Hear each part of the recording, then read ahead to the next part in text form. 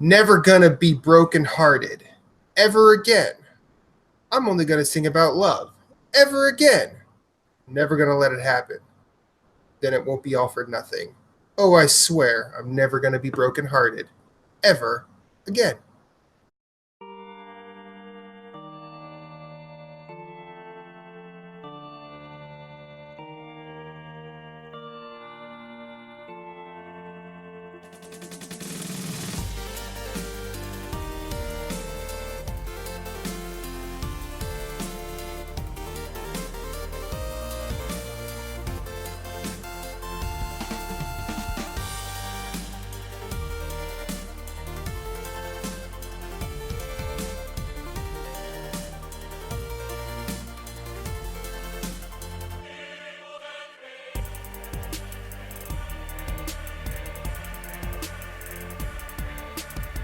Welcome to Nerds Gone Rogue, episode number 151. We are here live every Monday night, starting at approximately between 8:30 and 9. We actually hit 8:30 like it was a TV show today, which means we hit the post. That's a on-air term. We're here at 8:30. We started at 8:30. Between 8:30 and 9 every Monday night Eastern Time. YouTube.com/NerdsGoneRogue, Twitch.tv/NerdsGoneRogue. Our podcasts go live, edited, cleaned up, and very nice and fresh every Monday morning on all pod services, including Spotify, iHeartRadio. That happens at approximately 7 a.m. Check out everything we do at NerdsGoneRogue.com. That includes Nerds Gone Platinum, the B-Sides, the NX Show, and our smattering of written stuff that we do throughout the year, mostly reviews by Jason Marshall, and then that's where all our top 10 lists go and whatnot.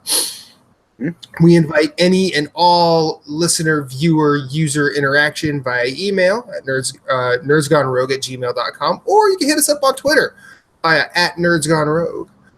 We address fan questions on every show, so if you send us something, we're definitely going to answer it.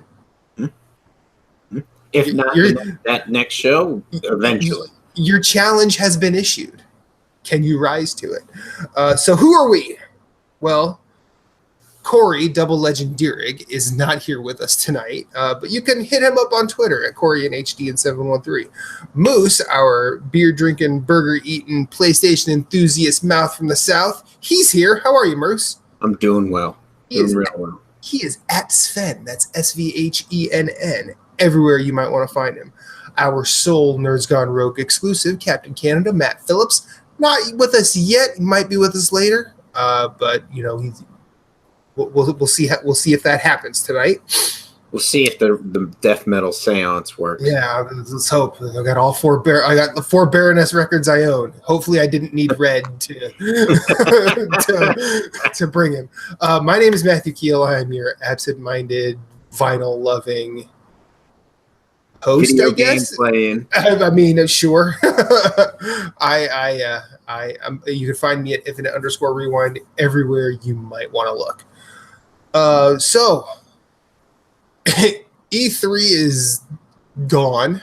It's been gone a little bit now, and it has taken 2 of our co-hosts with them. I know, it's just sniping us. I hope there's no PSX or anything. Yeah, really. You on the podcast. PSX is going to bring Moose's headstone. No. So I know that we had been talking about a Mario Maker 2 giveaway that is still happening, but Corey has all that information, so we have to actually push that back to next week.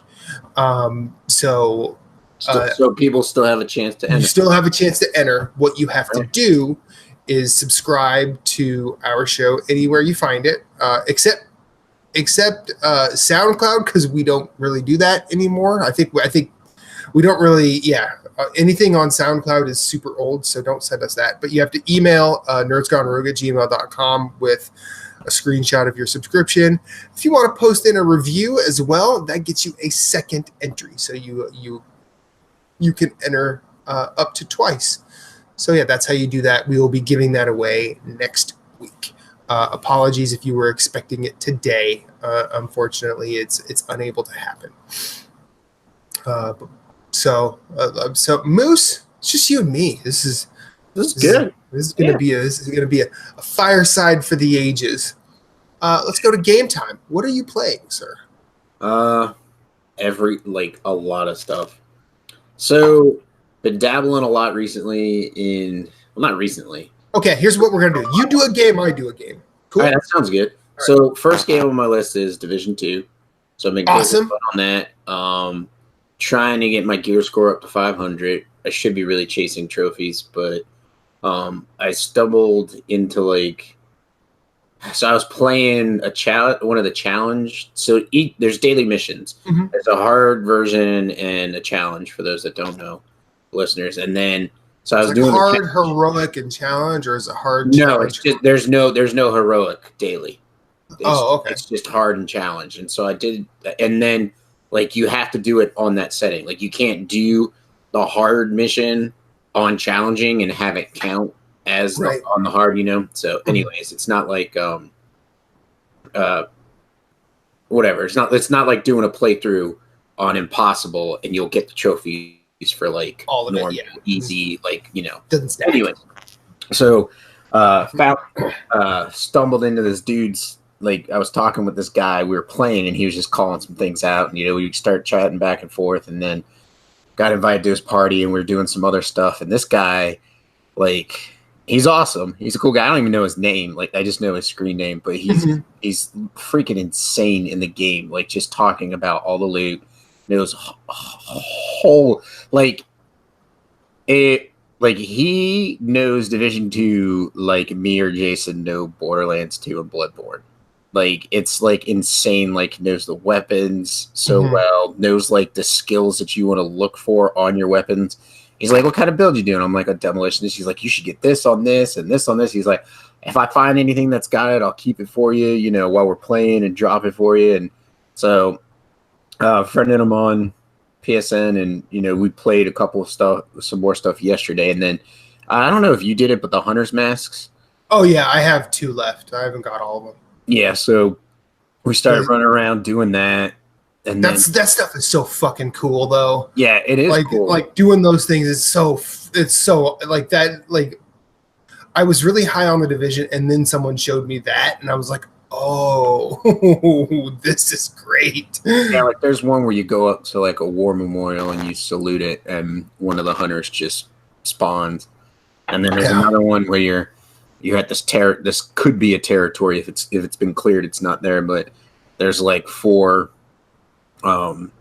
targets. You have to shoot the targets, and then he spawns, and then you get to kill him. And so I got a bunch of them. I think I have 4 or 5, and so I've been playing that. Did you do the one of the Christmas tree yet?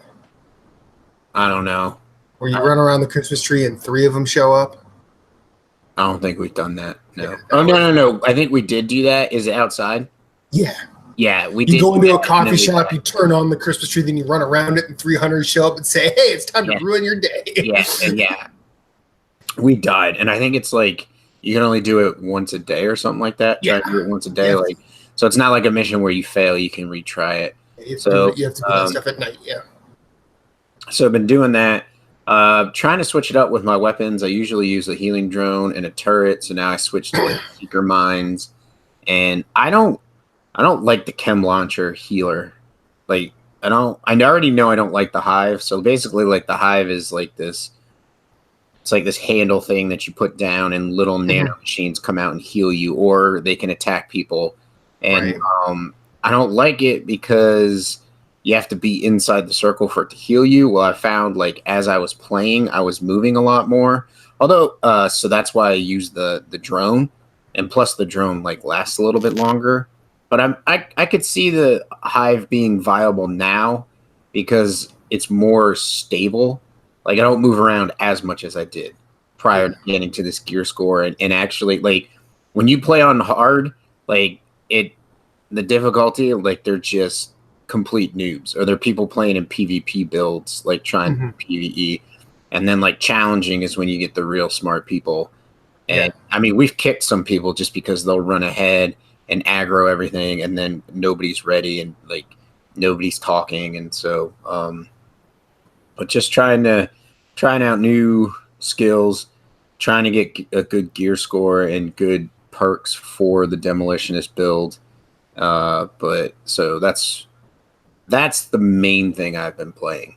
Like, I haven't hopped on and done the daily today because I got home late from the gym, and I'm like, well, we record in like 45 minutes, so I'm not going to try and get in there and get dragged into something. So I just watched a friend of mine's doing a birthday stream with her twin sister for their 40th birthday, so I was watching that. That's cool. Yeah. I was going to try and jump in with some Bloodborne, but then I was like, I don't have time. They were doing Castle Canehurst, and they already had like 2 people helping them, and they were like, we're going to go do Upper Cathedral Ward. And I was like, well, if we didn't record till like 9:30, I could help you, but I'm like, I don't have the time right now. And Upper Cathedral Ward is actually pretty quick too. So. Well, yeah, it is. But like, I mean, it's like getting there too. That could be a depending on where. Well, they already had the key. She was already up in there when I was leaving, and she was clearing out. But she was messing with some stuff and got killed by a brain sucker a couple times. So it's just they'll do that. Yeah. Yeah, I hate that. I hate those things. I lose. I'm like guaranteed to lose like 20 insight to those things. Like every time I go up in there, it's terrible. So. I mean, I got good at dealing with the first one, but it's the one like as you come over the bridge that sees you every time. One. Yeah, the one that sees you every time like always gets me. It doesn't matter if I'm prepared for the other guy or what, but I would love to like that's my challenge to myself, like get there without losing insight. Yeah, which can be difficult. How about you? First game, the game I'll talk about the most briefly is I jumped back into Neo. Wow. Yeah. So getting the platinum in that? I am actually.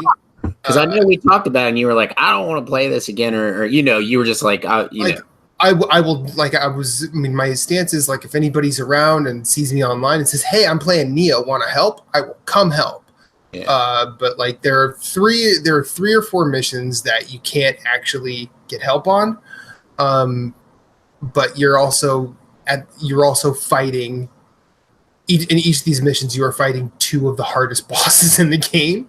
Like there are 4 or 5 really, really difficult bosses in Neo, and in 2 missions you fight 2 of them.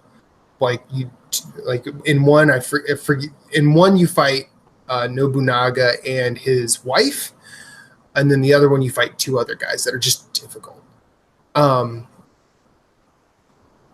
then it's like I've tried them. I think I spent when I was last really into Neo, I spent probably a month or so trying these missions, just try and get just try and see forward progress. And I just didn't, and I eventually said, okay, I am just going to get all the trophies I can and be done. Well, then I jumped on PSN at one point middle of last week, and I saw Ahmed playing. Oh, that doesn't, yeah. and I'm like, he's finally playing Neo. So I invited him to a party. We reconnected for a little bit because it's been a long while since he and I talked. He's like, so what do you think of Neo? I'm like, I love it. And he's like, oh, did you get the platinum? I go, no, I couldn't. I punked out. I didn't punk out. You know what? As someone who's not tried it, you've tried the game, but you ain't seen what I've seen, Moose. I was like, well, I was trying to say it as he says it because that's what. Well, that's it. No, that's definitely what he said. I'm like, okay. So let's talk about some things. Let's talk about the differences in the way you and I play games. Because really, once we actually got talking to, like, once he started saying, well, how are you? What is your build? And I'm like, well, it's this. And he's like, oh, well, that's why you're trying to do that. I'm like, okay, so I should just. I mean, I can respec really quickly in that game, which is super easy, which thank God they made that easy. But what I didn't realize was, like, I never really got super involved with the crafting mechanics. And in order to craft better stuff, you kind of have to go through the New Game Plus, because that's when new material starts dropping. And then I saw he's on like New Game Plus 4, I think. Jesus. And I'm like, all right, so if I have to start crafting, I guess I gotta start New Game Plus. He's like, well, start a mission, summon me, I'll come help you. And we went through like most of New Game Plus on that. Nice. And yeah, that game is still really good. But I was actually encouraged that he and I had sort of the same opinion. We're like, I don't know why people were calling this like Samurai Dark Souls, because it is not. and I'm pretty sure that before it was released, like you or I were probably saying that too, because that was what it looked like. And then I'm really glad that game was not just Dark Souls in a samurai skin. Because it's one of the deeper loot games I've probably ever played. And it's also, I think it's too deep. It's like, I could see why Future Press backed out of the strategy guide. Oh, yeah. Well, like, because it's not like you need, like, they would need to release a strategy guide that would show you where things are in the game, probably go through grinding, crafting items, but then you need another guide for like the crafting or the like the Twilight missions or multiplayer. Like it is actually an incredibly deep game, in a way that, like, even 2 years after it was released, 3 years, like I'm still like it's still 3 years. Yeah, I believe so. Yeah, and there's still just new shit there. I think that's freaking cool. That is cool. I'm glad you went back to it and you're enjoying it. Mm-hmm. So, if anybody's out there and wants to play Neo, Infinite_Rewind, come and find me. Oh, yeah. And he did show me the one-on-one battle arena. That's not fun. Or at least it's not fun now, unless you've went through and grinded for a bunch of gear, and that's just because people that are in it now, it's one-shot central. I was wrong. It's 2 years. Oh, 2 years? Okay. Yeah. So next up for you, Moose. Sorry that you asked as I'm drinking. Quite all right. My friend Pedro. So I've been waiting for that one. I only killed because the banana told me to. Exactly, and you can't get out of the situation because people are gonna shoot you. So why you gotta be this way? Yeah. Why you gotta be this way, banana? Yeah. I'm not. No, I will not kill Moose. Anybody else? No, I'm not gonna kill Reba either. No, not Definitely Corey. not Reba. Me before Reba. So pick that up. Start playing that.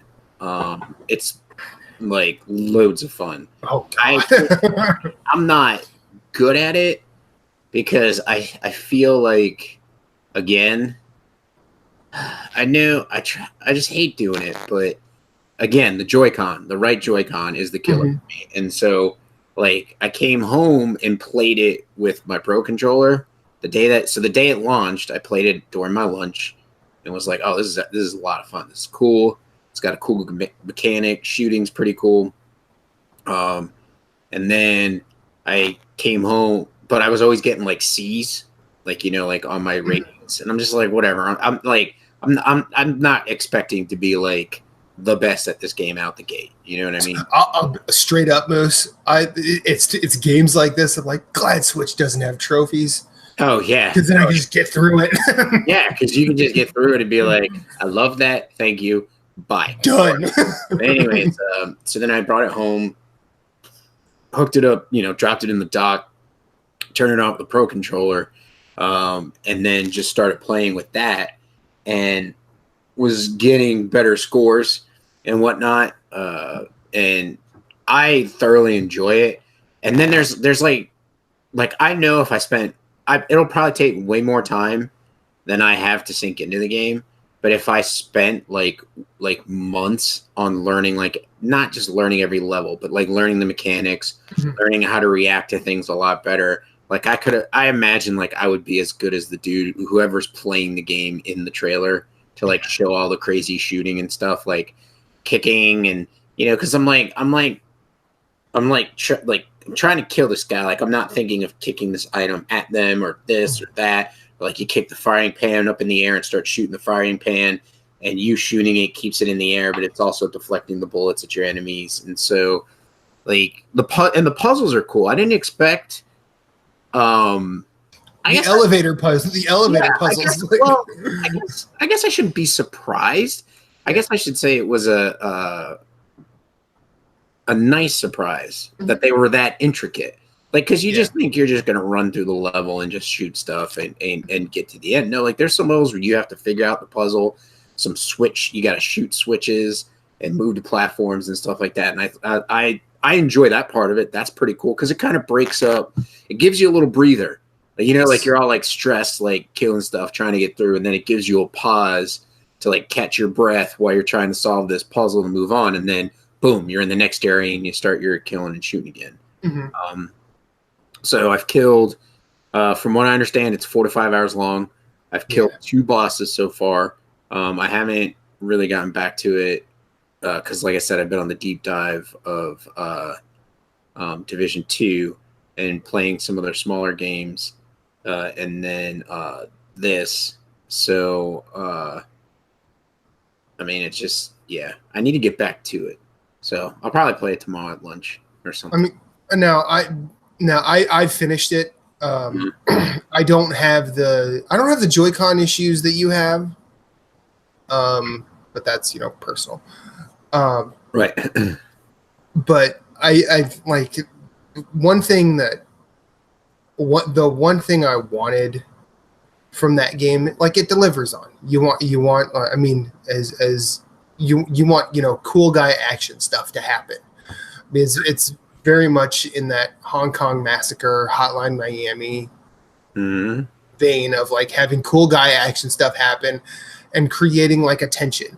While I do like the puzzles, like because that's a nice little surprise. However, my one real gripe with the game and that is like that stuff shouldn't affect your score the way it does. Like, because it really, because the longer you're in a level, like it's nice to have a breather, but like, the longer you're trying to figure out a puzzle. If you're trying to figure out this puzzle, because now they're very simple, but they can be a little confusing just because you have to do a rhythm of switches. Like I feel like if that sort of separates you like from being like, because a couple of those cost me an A, and I was like, like if that wasn't there, this would have been fine. Yeah. Now the easy answer is get good, but also like that's probably like the one real gripe I have in terms of timer. Like timer shouldn't be detrimental; it should just be a plus. Like if you finish it faster than a certain time, boom, you get a plus. But if you don't finish it by that time, there's no negative. You know what I mean? Like. So then you can take your time on the puzzles, or or if you're using those puzzles as a Jesus, that was crazy. Like time to reflect. Yeah, it's just like I guess if I were to be like super critical of the game, I could talk about how the mechanics are actually kind of flighty, but I think they sort of need to be when there's a lot going on, because I feel like it's a game that can't be too like on point. Oh yeah, if it was tighter, if it was tighter, I would not get through those levels. Like I'll be 100%. Yeah, like the way that he rolls and shoots when he spins and stuff like that. Like at least physics just no, like it would not work. So like it's wonky. So that it does work, and it's like, that's fine. You just whatever. It's a video game. I mean, it's almost like a side-scrolling version of the Fallout jank, where you can just sort of do little tiny exploits to sort of get yourself through, but it's not like a glitch. It's kind of a feature. Yeah. but yeah, no, my friend Pedro is really good. The next game I'm going to talk about, if you don't mind. No, it's your turn, isn't it? Yeah, I know, but I just want to make sure it was okay for me to move on. Katana Zero. Great game. Oh man. Great game. Oh, this game goes some fucking places. Like they get into like, I saw it and I was like, okay, yep, that is a Matt style game. It is one of the many games this year that have seemed to take their cues from Hotline Miami and Gunpoint from years past. And I mean, it totally apes like the Hotline Miami way of telling a story, where it's just this weird conspiracy. I shit you not, this is like Metal Gear levels of military conspiracy. It's not as convoluted, but like as you're going through, it's like just the time travel, the time consistency, as your character is relying on his medicine. It gets real crazy in that 80s action movie sort of way, where it's like it's kind of fast and loose, and if you don't think about it too hard, it kind of makes sense. But also like if you start to recognize this ridiculousness and sort of hold it up for that. Yeah. But mechanically it's fucking good. The combat's great. I feel like if you wanted to put my friend Pedro and Katana Zero in a room in like a right side by side comparison, Katana Zero is the one that nails mechanics, where my friend Pedro sort of nails action. It is a really fun game. There's a point midway through the game where you are introduced, where people start referring to your character as the dragon, who is who's on this killing spree throughout wherever they are. Mm-hmm. And you eventually learn and find out that that's a case of mistaken identity, and you play a level as the other character. I don't really think this is too much of a spoiler. Just me telling you this, I won't go much further than this, but I kind of wish there was more compare and contrast of fighting styles. Okay. Just because it was a nice little change up, but hopefully, like, if they stay with this concept and do another one, they could use this. But Katana Zero is really good. Soundtrack, while I enjoy it, I kind of feel like doing the Hotline Miami thing is becoming played a bit. But yeah. But I don't really think there's any there's any bad music here. Good. But while I went out of my way to try and find Hotline Miami on vinyl, probably not going to do it here. However, there is if I were to find it digitally, I would not stop listening to it. So yeah, that's Katana Zero, and if you haven't played it, you definitely should, specifically on Switch, because it is really. I had a lot of fun playing it on Switch in handheld mode. So if you are like Moose and you have an issue with the Joy-Cons, which is not uncommon, get a Pro controller.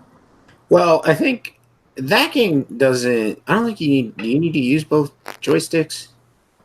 So I'm pretty sure I did, but it might be later in the game. I've played two of these games back to back. I could definitely be getting them confused. So, like, I have no problem playing games where I don't really rely on the right Joy-Con too much. Sure. So that's the main issue. So, like, mainly the mobile games I play are like games where I don't even need that Joy-Con. So, okay. Like, and then like other ones, yeah, I'll try them with the Joy-Con. like what I really need to do is just bring my 8-bit do controller to work and use that while I play at lunch, because I've got a stand to put the Switch in, and then I can use the 8-bit do and not even worry about the Joy-Cons being an issue. But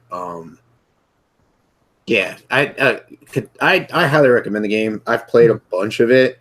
It's really, really good. I would say, yeah, pick it up if you can. I just want to point out that I think that Devolver Digital is going to have at least 5 of the top 10 indie games this year on anybody's list. So these are just the ones that we've played and that are out on platforms that we have access to. Mm-hmm. The other ones for 2019, like I've heard good things about too, and one of them hasn't even come out yet. So What one hasn't come out? Metal Wolf Chaos XD, the From Software shooter game. I've coming out. I think that'll probably be not a great game. I'm going to buy it because I love that idea. Yeah. And I want to support that kind of bonkersness in games. Yeah. I do not think, because one of the people I listen to a lot, Austin Walker over at Waypoint, he played that game when it initially came out. He's like, it's really cool that Devolver did this, but that game is just not good. Like, and I'm not like saying this to dunk on that game, because and he's like, because first and foremost, if you want a giant metal robot fan, that's your boy Austin Walker. I am expecting a B movie out of this thing, and if it's that, fine. But but I am still in. I'm just not expecting that to be a banger, as it were. Yeah. So they the games that will probably be on the list that we have played, because they have other ones out there, but they're on a bunch of them are on Windows, so we haven't even not even gonna talk about those. Well, there's Devolver didn't publish Hong Kong. Devolver didn't publish Hong Kong Massacre, did they? No. So Pikunku is a puzzler. Oh, Pikuniku? Yeah. No, what is it? Pikuniku. Pikuniku. Okay. So yeah, they did that one. Mm-hmm. They've got Ape Out, which we both enjoyed. Yep. Ape Out's really good. They've got Weedcraft Inc., which is on Microsoft or on Windows. So which is basically that's like we're gonna make a weed. Cool. We got to go after that Wiz Khalifa money. Katana Zero. Yep.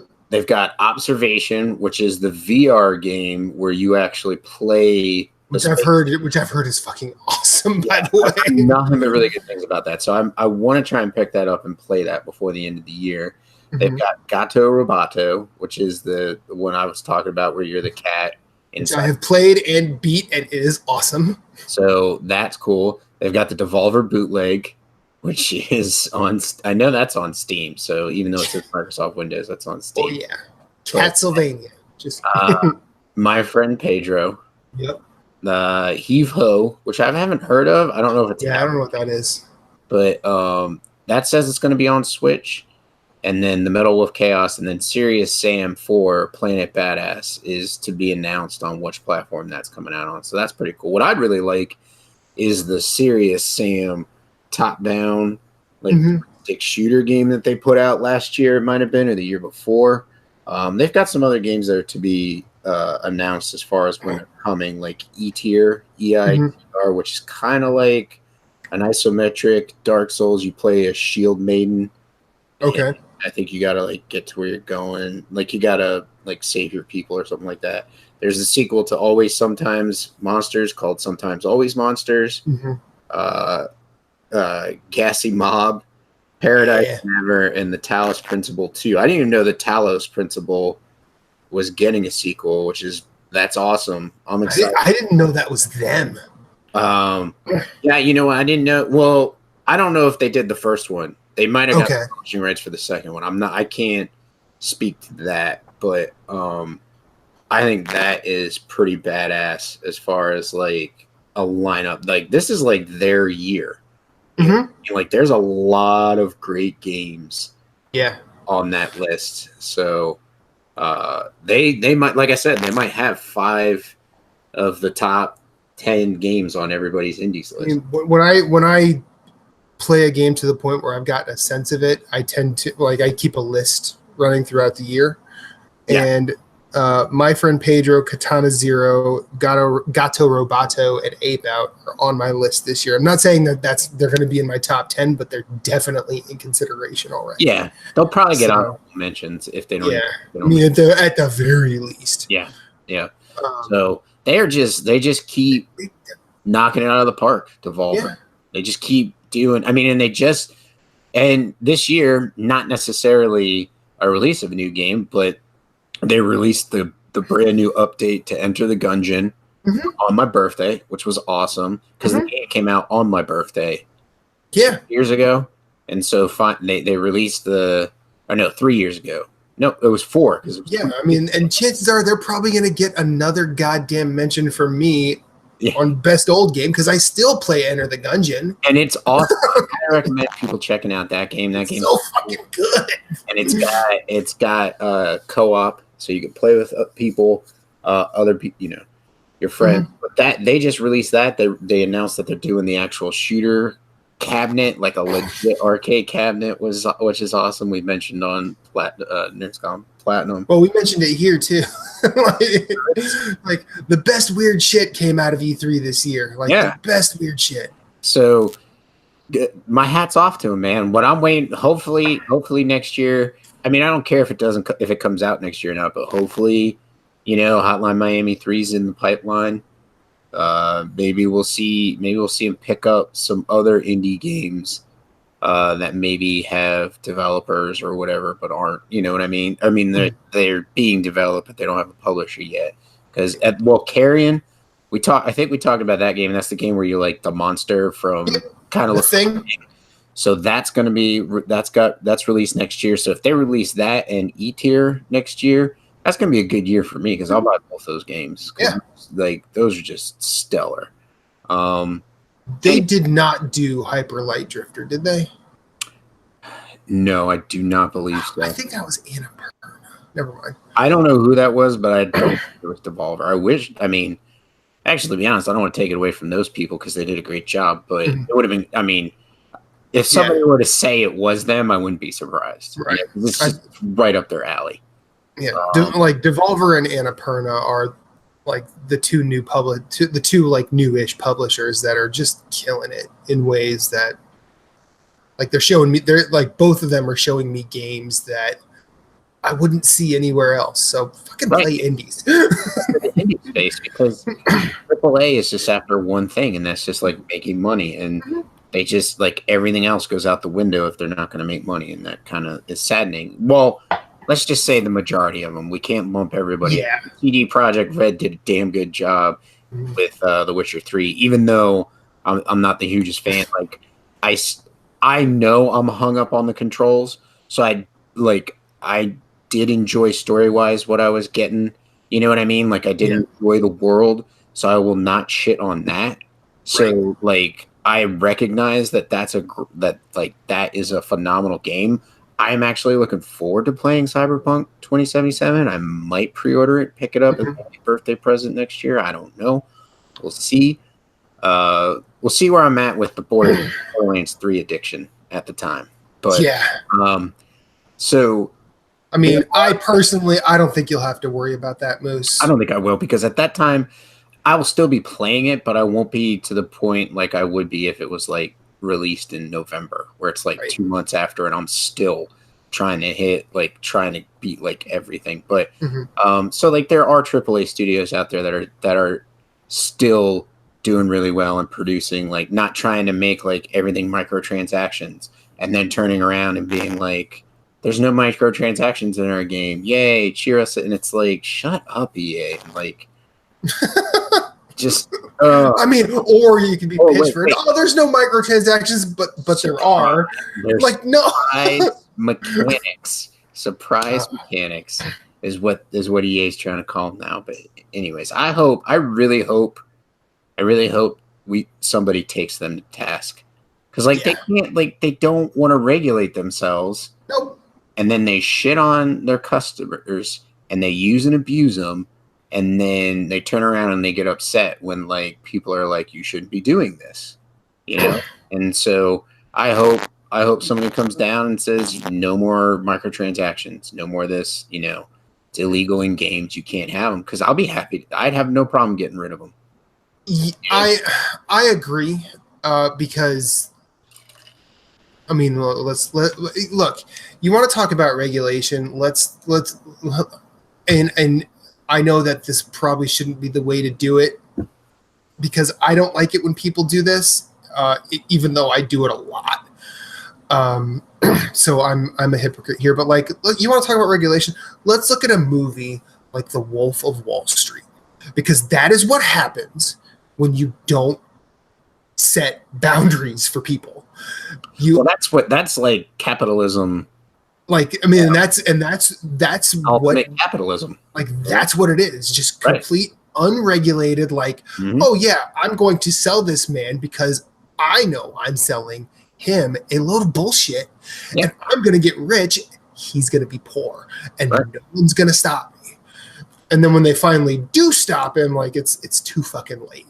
Like everybody's already been hurt, and the person who did it has enough money to pay for a lawyer, and not necessarily get off, but get a slap on the wrist, and that's it. Maybe a fine, and like that person sees like maybe a tenth of what they lost, and it's like, oh, everything's fine now. Mm-hmm. And I'm not going to sit here and say that like socialism is the way, but like, fuck, at some point, if we don't start looking at helping everybody else, like, well, I think I don't have a problem with capitalism. I just feel like when it's harmful, it's a problem. Like we were just talking about, somebody selling somebody shitty stocks to make a crap ton of money, and then that person loses their life inheritance. Yeah, like that is because really that's a loot box. I'm trying to think. Predatory. There we go. That's the word I'm looking for. Right. Like when we have companies that are just dumping into the environment and destroying the environment to make something the cheapest way possible, instead of saying no, like you need to like hold them accountable, and like you need to pay to make sure like all your waste is like properly stored, and we don't care how much it costs you. That's what it costs you, because that's you want to make that product. This is the consequences of it, and instead of their top CEO making like $50 million bonus or some shit, like it has to be paid for by the company to get taken care of. I feel like that is where we can go. Now, if a guy just wants to, I don't think we need to regulate to a point where like somebody who's like, I want to go start a food truck can't go and start a food truck. You know what I mean? Like there's got to be some balance there. There's got to be like, hey, I want to do some good in the world, or I want to go start a brewery or go start a burger joint, and like I can still do that, but it's the opposite end of the spectrum that's more of the problem, I feel.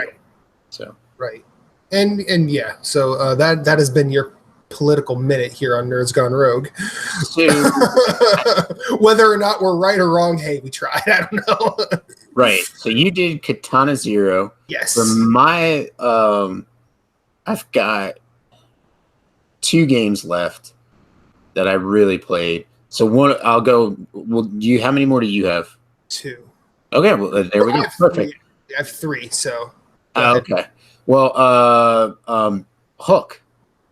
Okay. Puzzle game Hook that Corey has been talking about. He's talked about it multiple shows in a row. And so it was just on sale. And I think it was after I picked up My Friend is Pedro. No, it was after I picked up Gato Roboto. I had a little bit of like money left over, because you know how they're like, you could put the exact amount, or like $10. And I was like, well, put $10 on, because I'll find like a two. Oh, there'd be something else. Yeah, I might. There's something that's going to be on sale for like under $2.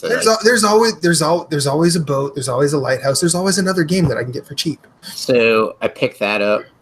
Actually, I do have 3 games, but anyway, so I picked that up because I just thought of another game that I've been playing. But anyways, I have 3 games. 4 games left. 5. I have 5.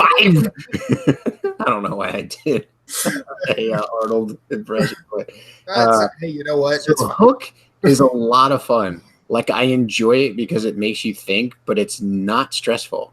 It's almost therapeutic, like sitting there and trying to work through the puzzles and figure out how each puzzle works. So I'm sure he's on like stage. He might be in the like over 100 or something. I don't know how many. He's probably like 5 stages ahead of you because all he's doing is playing Tetris. Come on. But I'm on. You know how he do. I think I'm in the 30s. I'm almost stage 40, and so like I'm really enjoying it.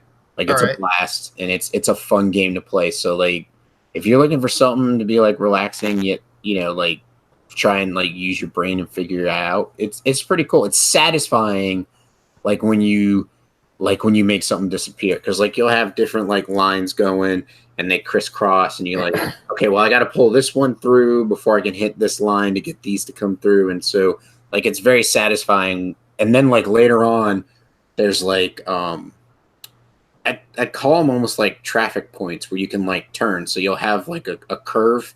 So it'll come from like 12 o'clock and curve down to like 9 o'clock. And you can spin that at 90 degrees. And so when you spin it, like it might link up with something else and open another way, or it'll open, and you have to like figure out how to spin that. And then there's ones that are like T's where like you have to like make sure that, okay, well, I want to get this line to pull, but I don't want this line to pull, which will pull it. So I got to turn it to make sure only the top line is activated. So it's got some pretty cool mechanics. And now there's like symbols, like the lines aren't even connected. Like you have like a line going to a symbol, and then the symbol shows up somewhere else. And you have to like figure out how to get the symbols to like activate the symbol to get it to pull without, crossing the streams.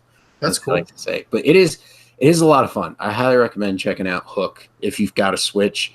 And I think it was like, I think I got it for $1, and I think that's the actual price. It's no more than $3. I don't even think it's more than $2. So it's like, okay. Well, when you said that it was therapeutic, like very few puzzle games do that, and when they do, like that's my jam. Well, I guess I could say for me, I don't know if it'd be therapeutic for everybody. Sure. You know what I'm saying? Right. So I guess I should just. I mean, we have to remember Moose Plays Bloodborne as comfort food, so like consider your source here. But I just know, like, when you say that, I know you and I kind of are on the same wavelength, and and I love hearing Corey talk about it. And he put it on my radar too. But hearing both of you say it, I'm like, okay, I guess I'm gonna have to do this. That came out this year, right? It's $2. It's $2. It's $1.99 right now. I think when I picked it up, it was on sale for $1. Okay. So like you might see it on sale again. So you can just like put it on your wish list and just keep an eye out and check the store every week. And when it's on sale again, pick it up. But I think it might have been this year. That's the same vibe I got from Baba Is You. Where it's a puzzle game that you feel real. It makes you feel real stupid. Mm-hmm. But then when it doesn't, it's not oppressive enough that it doesn't make you want to mess with it a little bit. And then when you solve a puzzle, you feel like a goddamn genius. And in some of those puzzles, like later on in the game, those puzzles get really, really difficult. But again, I never got anxious. And like The Witness did that for me too, where like I see this is a puzzle. There's a new little element that's happened here.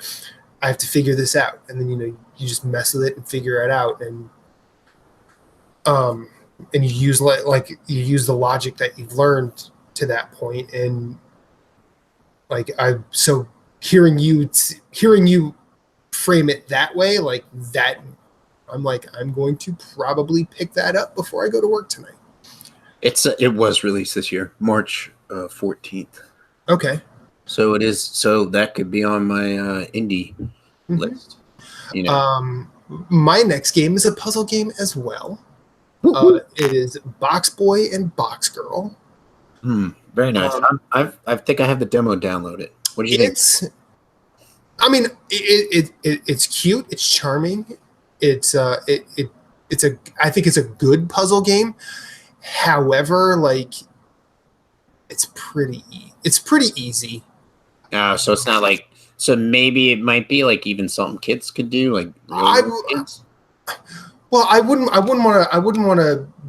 Not to take away from young kids, right? But like, I wouldn't like. You know, I think that like, I think it really depends on, if I were not as into games as I am, I would love Box Boy and Box Girl. And I don't think Box Boy and Box Girl is a bad game or a bad puzzler. I just think I hate to say like below me, but it's not challenging.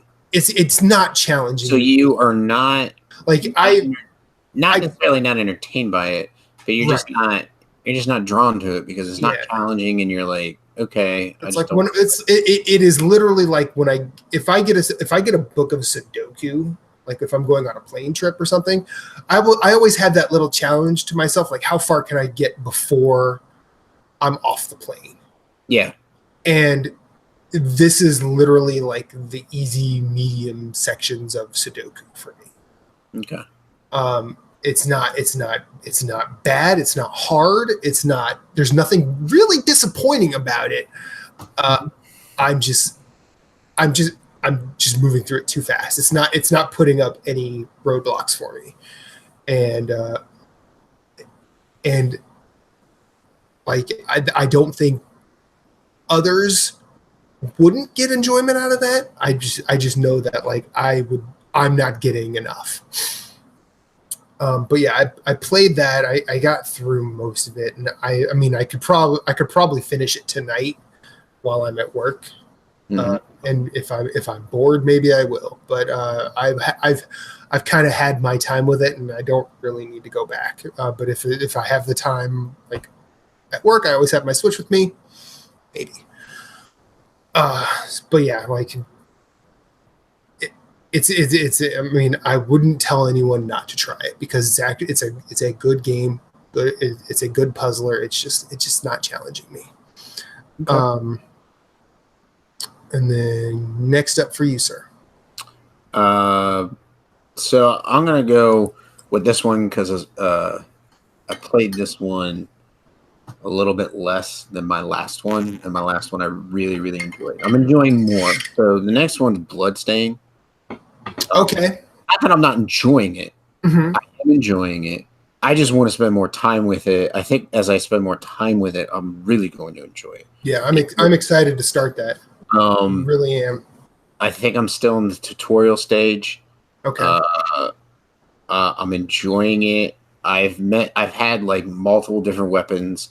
Like so like when you first start out, you get two types of weapons. You get like boots, you get a knife. And so I tried both those. That's pretty cool that you got boots. It's pretty cool you got knives. Later on, you get like a short sword. Yeah, I think you can get a katana in it, a whip. Yeah, I had a whip and then a claymore. I had a claymore, and so like basically you're just learning and getting used to like speed of the weapons and their advantages and disadvantages. And I'm enjoying the jumping. The exploration is cool. Enemies are cool. Your powers are pretty cool. So I give it, I'm definitely going back to it. I know you said you were waiting until they fixed the one glitch. Well, I've heard the patch is game breaking, but I'm also hearing people have platinumed it. So yeah, I haven't had any game breaking issues. Well, it's not really like something that it doesn't really like, it's not a glitch that's going to just freeze the game and break it. But I've heard that there were chests opening that have progression items, and when you open the chest, the item basically disappears. So the chests are opening before the player's gotten there. Oh yeah, that's definitely an issue. Yeah. And like if that's the case, like I don't want to spend, a bunch of hours to have to replay content. But yeah, I mean, and I backed that game on Kickstarter, so full disclosure there. And I'm super excited to play it. I got my physical copy, and it's been on my radar ever since it was launched, and I am excited to play it. I'm glad you're playing it and like it. And hopefully I will start that the next. It's a great. I know. So this is. What is the subtitle of this? Bloodstained Ritual of the Night. This is Ritual of the Night. Curse of the Moon was the 8-bit one. Yes. This is like old NES ones, and that one's a prequel to this one, and that one's equally as good. So this is a really good follow-up to that. Yeah. So definitely check it out. If you like, I've been hearing, it's like plays like Symphony of the Night. It's really good Metroid, great Castlevania. I've played it. I'm enjoying it. I'm having fun exploring. I haven't hit the wall where I'm like, so like I'm basically like just throwing myself at enemies and attacking, like not even worrying about health or anything. And I haven't hit a wall where, like I need to be cautious. So I'm waiting for that to happen. But I mean, and I mean that as in like I just jump in, like I'm aggressive like Bloodborne and just start attacking, time my attacks. I'm not saying like, I'm just running and jumping, and if I attack and hit them, if I look at enemies, they're just dying. Yeah, like I'm just saying, like I'm not being cautious, or anything. Like I'm just running around having a good time, and the game has been a lot of fun. It's cool how you can enlarge the map. You could also put the map, like when you're playing, you can put it in a part of your screen so you can see the map at all times. Oh, that's cool. You can like shrink the map. You can make the map really big. Like you have a UI when you bring up the map to edit it so that you could, always have it up. So I thought that was cool. I like that. Yeah. So it's a lot of fun. I highly recommend checking it out. I know it's like $40 on PSN. So if you're interested, maybe try the Curse of the Moon one, which I know is less. Like that might be $10. I mean, it may not have the same graphics, but it'll have the same type of like play style. Because I mean, it is the father of Castlevania. Yeah. Well, actually, I think. Well, it's the guy that was a principal designer on Symphony of the Night, and what really brought Igarashi like his fame was the fact that after Symphony of the Night, he did all those DS and 3DS ones that were basically like. The term Metroidvania gets a lot of shit because Castlevania didn't start out like Symphony of the Night. It took from Super Metroid, like basically they're Metroid games, depending on who you ask. I like the term Metroidvania because both those series ended up doing that thing very goddamn well. And plus, I actually think Metroidvania is just a cool word. Yeah, it's a cool word. I mean, forget the connotations of what it means. But yeah, if you like those games, like if you liked Dead Cells, if you liked Chasm, if you liked Symphony of the Night, if you liked Guacamelee, like there's no reason you won't like this game. Yeah. I mean, unless you really have a problem being. It's a female protagonist, correct? Correct. Unless you really have a problem being a female protagonist with multiple weapons, and at that point, maybe look inward. Yeah. Because it's a bit petty. I agree with you. But yeah, I mean it's a game style that I like, done by one of the people that probably does it the best. And from what I'm hearing, it's basically like, you want a Symphony of the Night ass looking game? Here you go. Yes, please. And I'm excited to play that. I'm glad you're playing it. I'm glad you're enjoying it. Yes. So I just realized I have another game that I played. And I'm going to talk about Path of Exile. Oh. Path of Exile is a Diablo-ass Diablo game that's not Diablo, and I'm kind of in love. It's not as smooth as Diablo 3. But I'm okay with that. And I've always, like, I think when this show first started, it was Joey Pease that kind of told me it's a spiritual successor to Diablo 2. Playing this, like, when I heard it was coming to PS4, I'm like, yeah, okay, I'm definitely doing that because Diablo 2 is one of my favorite games of all time. I realized that there's a lot I don't fucking remember about Diablo 2 because I'm like sitting here, I'm like nothing's really recalling it. And that's probably because it's been, 15 years since I came out? Or probably, actually, no, closer to 20 at this point. Probably 20 years. I thought it came out in the early 2000s. It might have, but still, like, it's 2019. So that's you're almost, it's almost 2020. So. It's 2 decades, and I'm old. But no, this game is really fun. I think that, like, in terms of, if you like, the easy thing to compare it to is Diablo 3, and I feel like the quests sort of come at you thick and fast, but there's never too many of them at one time, which is very nice. Okay. You look at that skill tree, and that skill tree is a monster. I was gonna say, I think it evokes nightmares for some people because it's like a large skill tree. Yeah, I mean, like, you and I both love Salt and Sanctuary. Yeah, and that skill tree that skill tree is, you see that at the beginning of the game. It's like, fuck, this is intimidating. I think holy shit, I'm gonna get to go everywhere with this. Yeah, had I not seen that, I might have just passed out when I saw Path of Exiles. But I was like, wow, I've got a long way to go. And I'm all right with that. Path of Exile is really fun. It's basically Diablo-style combat, so it's not too involved. I'm using a duelist. I haven't really done, like, I haven't really used magic or anything, but I do have attacks that require mana. They're like difficult slashes and whatever. It's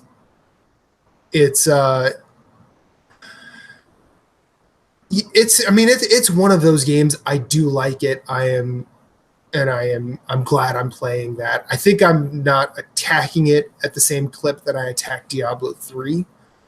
And I feel like I'm all the better for it, because usually it's like something, if I'm really tired when I get home from work, I will pop that in, do 1, maybe 2 quests, and then go to bed. Nice. It doesn't get the adrenaline going. It doesn't get me overstimulated so I can't sleep. I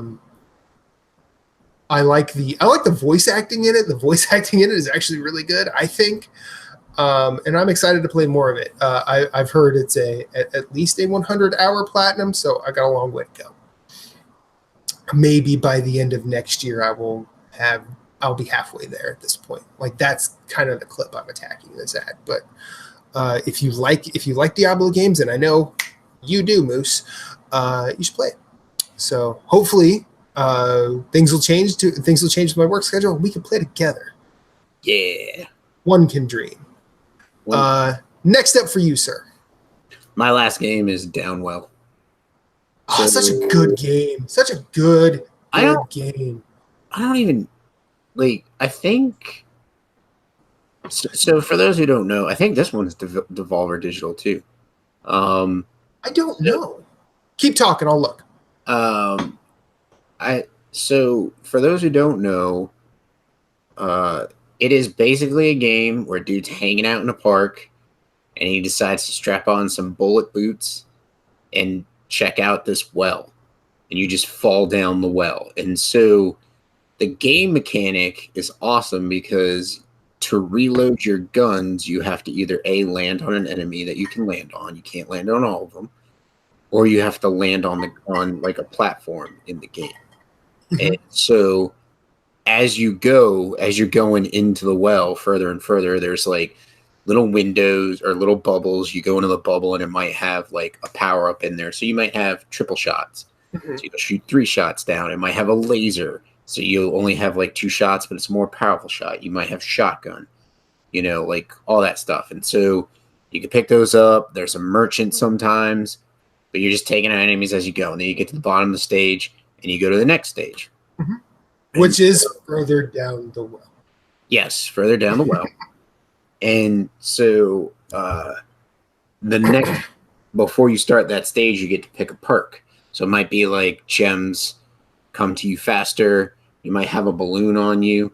You might an extra life point or something like that. Or like when you pick up gems, it shoots a bullet upwards, which is useful because you can use that to kill enemies that are coming at you from the top. So like main enemies you have are like crabs crawling on the wall. If you've got frogs, you got like this like brain little thing that comes at you. You've got bats, frogs, and so those are the main ones I've seen. I've only gotten to like stage 3 or 4, because I'm just like messing around with it and trying different stuff and whatnot. And sometimes it gets crazy because like you can shoot through some of the terrain, and so you'll just keep falling. And then like you learn like, okay, well, hey, this enemy I can land on, so I'll land on that enemy. Because not only does landing on it kill it without any bullets, but I've noticed that like you collect the gems faster that way. Like if you shoot them, it explodes downwards, and then you got to go chasing the gem. Whereas if you just stomp them, you collect it faster. So it's a lot of fun. It's one button control. Yep. You can use the directional pad or you can use the analog stick, and you have the jump button, and that is it. As far as the gameplay that I've dealt with, but it's fast, it's furious. It's almost got like that Dead Cells mechanic where you're like, one more game, I'll go in again. Like, granted, you don't keep anything. The only thing I think you do keep is like leveling to get ways to play the game. Like there's different styles, like with the different characters. Like you can play a different style of the game. Like there's one that just tumbles infinitely, so I think he just spins. So I think you would just shoot like all around you. So I'm not 100% sure because I haven't played it yet, but that's one of the things like that. How are you playing it? Switch. Okay. Yeah, mobile. I usually play it on my lunch break. Like I'll sit in the break room and just sit there and play. But it's awesome. I think it's maybe $2. It's another $2 game. It is on everything. Not everything. It was first released on iOS in 2016. Yes. Yeah, and it's on Android because I have it on Android. And then I picked it up on PS4. I think it's on Vita.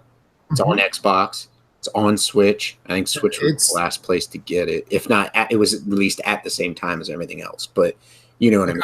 I first heard of that, I think in 2015, when Kara Ellison was on like Giant Bomb's E3 presentation, because she was writing her book In Bed with Games, and I think she spent like a couple of months with the creator of that, just sort of kind of documenting it for that book. Right. And yeah, so hearing about that, like, and like at the time it was like, yeah, it's kind of like Spelunky, but it's going to be on mobile phones. And I was like, oh, Spelunky on the phone, I'll take that. But then I got it. I'm like, wait a minute, this ain't Spelunky. This is different and cool. Yeah, this is. Yeah. One thing I really like about that game is if you can avoid platforms, you start getting multipliers as you kill enemies without landing. Yeah, that game's good. Mm-hmm. And it is published by Devolver. I did look. Which is nice. Which is kind of a barometer for Moose at this point. So technically that, even though it's not a new game, it came out this year. It came out on Switch this year, yeah. Yeah. So last year was PlayStation 4 and Vita. Actually, it's not on Xbox, so you technically can't play it on every console, but you can play it on Windows. Yep. I think it's on PC and Mac too. Yeah. Yeah. I have it on. Like I said, I have it on my Android. I use that Google Rewards money. pick it up. It's a great phone game. Yeah, it's a great game. I highly recommend it. I was even looking into getting. I don't know if you've seen it, but have you seen the side controller? Like it's a dock that turns your Switch on like vertical, and you can control your Switch. So like downwell, you have more field of vision. Oh, I think I heard about that. Well, I think I heard someone talk about that. Like that's what they should do. I heard them talking about it like almost as a joke. Is that a real thing? It is a real thing. You can buy the actual accessory to do it. Huh. Did not know that. Yeah, because I feel like that's the only game you would really use it for, except maybe Tetris. But well, no, that and then the shooter game, Ikaruga.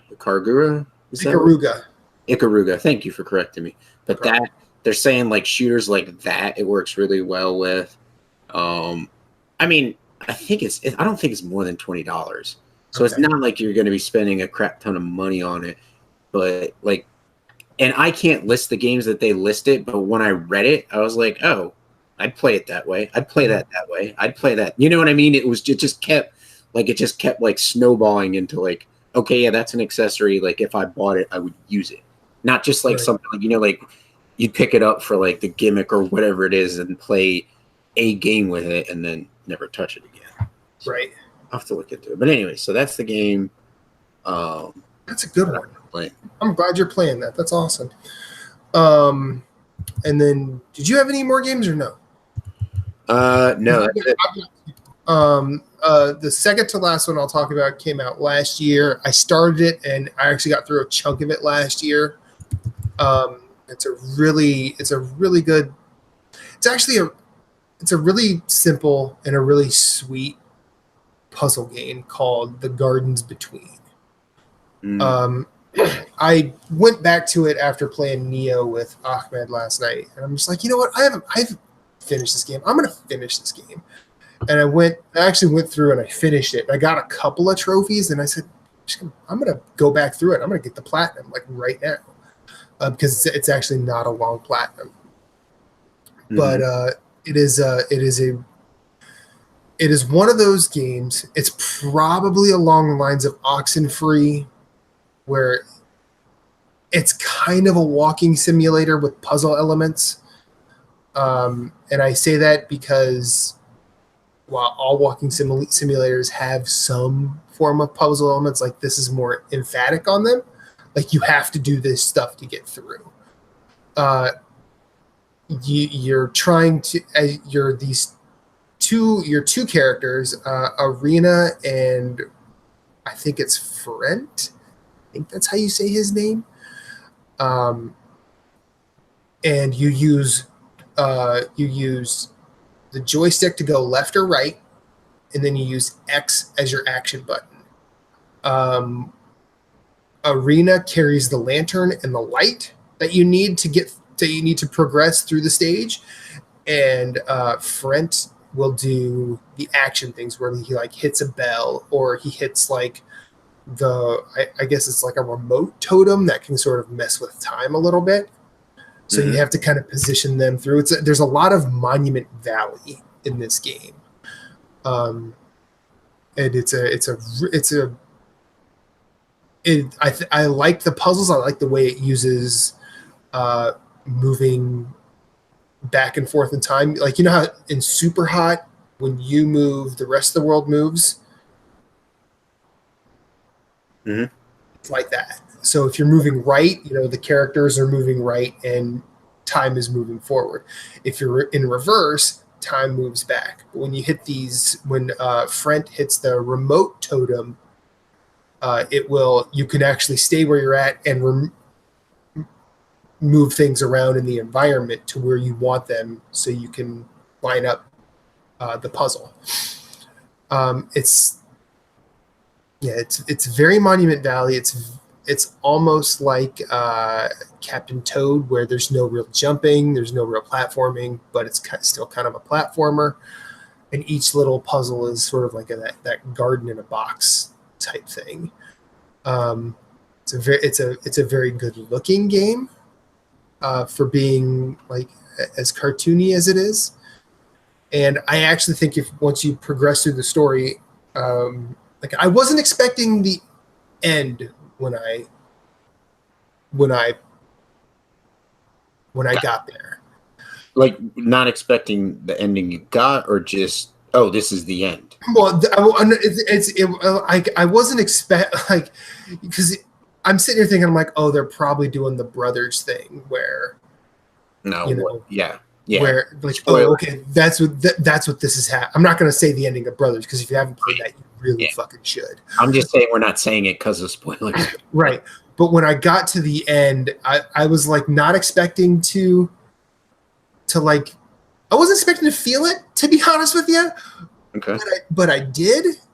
Ooh, right in the feels. Got a little heart. Yeah. Well, but heart, guys. You know what? And I'm gonna spoil the end of this just because I feel it's appropriate. And I actually, if you don't want to hear it, fine. But this is like a 3-hour game at most. So I'm not. You can. This is like we talk about. There's often a conversation in games like, where is the Citizen Kane of video games? I will say that this game is like Stand By Me. Ooh, okay. In effect that you don't really get a whole, you don't get a lot of setup. You just like the opening cutscene is you see Arena and Front like in a treehouse, together doing stuff, and then like there are little cutscenes throughout the game that show them playing and being friends, and then at the very end, like the very last thing you see is them hugging each other. And then it pulls out and you see the house on the left has been sold. And then Frent gets in the moving van and drives away. And you just see Arena waving. And it hit me because I remember when I was in 5th grade and my best friend at the time moved away. And it just immediately, like I was like back at that moment. And I'm like kind of tearing up thinking about it now because it was like the first like best friend I had, and all I could think of was the end of Stand By Me, where Richard Dreyfuss types into the keyboard, "I never again had friends like the friends I had when I was 12. Jesus Christ, does anybody?" And like all that just sort of hit me in a way that I was not expecting, and I'm really holding it back right now, and I don't even know why. But yeah, so I'm gonna say this: The Gardens Between should have been on my top 10 list last year. I should have fucking finished it. And I hope me spoiling it the way I did, I hope it doesn't ruin it for people, because I still think the message is there, and I still think it's presented in a way that is well done. And the soundtrack is glorious. It's mostly ambient electronic music. No real club bangers here, but it is a beautiful suite of songs. So yeah, I highly recommend The Gardens Between. And then the final game I'll talk about, because I don't think you have any more. I'm not stepping. Okay. Cadence of Hyrule. I started that and beat it. I started it before last week's show, and I beat it this week. Game's good. If you are intimidated by Crypt of the Necrodancer, which is a rhythm roguelike, first off, that is kind of intimidating. It's a really hard game to get going at. This is not a roguelike. This is not. It doesn't even. It does. You in Crypto or in Cadence of Hyrule, you can turn the rhythm shit off. So if you just want to get through your Zelda game, turn the rhythm stuff off. Get through your Zelda game. I actually did not expect to beat it as fast as I did. I just started wandering around Hyrule. Then all of a sudden, I'm like, oh. Here's Zora's domain. Guess I'm gonna have to fight something.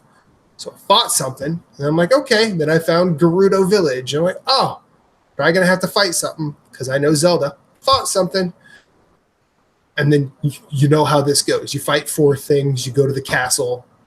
And you fight the boss, and it's over. Danny Baranowski, the same guy who did Crypt of the Necrodancer soundtrack, was given free reign to mess with Nintendo's music. Oh, did he deliver?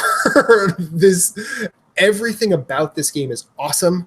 I think it delivers the potential that Zelda as a series needs to go in terms of playing as goddamn Zelda for once.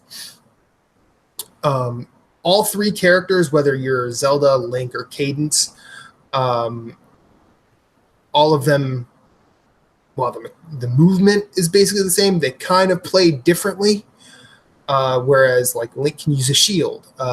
Cadence doesn't really run on a shovel. Zelda, I believe, has magic abilities. But all of them, there's a little twist for each of them.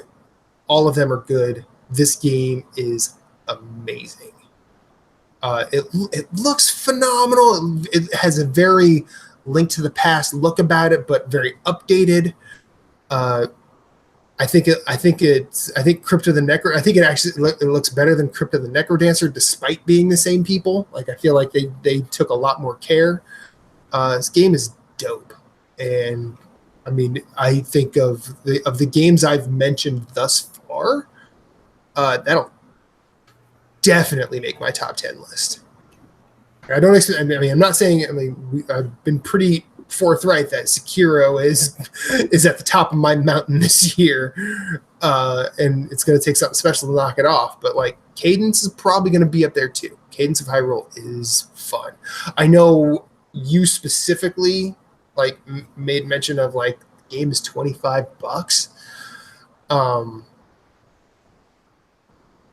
I think that's more of the Nintendo IP tax than anything else. Because I mean, I think Kingdom Battle was $40 when it came out, and I don't think it's a bigger game. Well, bigger as in like, I don't think it's actually more content than Cadence of Hyrule, because I went through Kingdom Battle, the Mario and Rabbids game, really quickly as well.